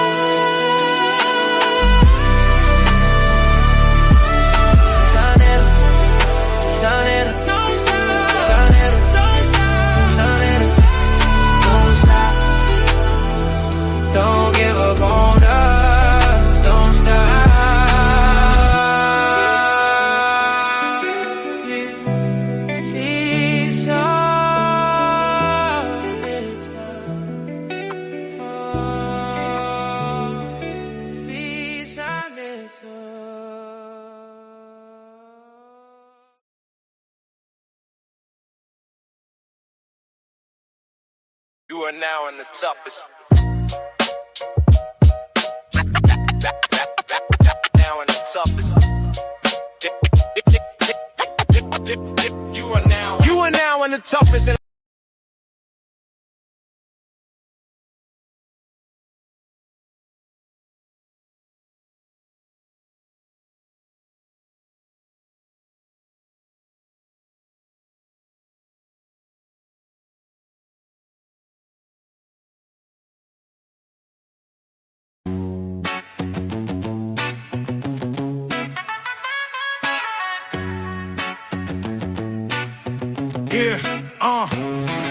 The HOK is the toughest environment. And at your own risk is the toughest environment. The HOK is the toughest environment. Yeah, stay strong, don't cry. It's the toughest environment. Yeah. No handouts here. You have to earn your respect. And when you do, you make they ass regret. They call it the toughest. And the title is earned from the bridges we crossed and the lessons we learned. In a cool-blooded kingdom, a concrete cage. Muslim, Christian, Israelites step on the stage. I dare you, I dare you, I dare you, I dare you. In a cool-blooded kingdom, Saneter created. HOK, where you can't fake it. The HOK is where you fight back. No room for error, no window attack. It's a masterclass, how you handle the heat. Where the pedigree is written on the concrete streets. Toughest environment, yeah, we know the score. Locked in on debate and asking for more. The HOK is the toughest environment.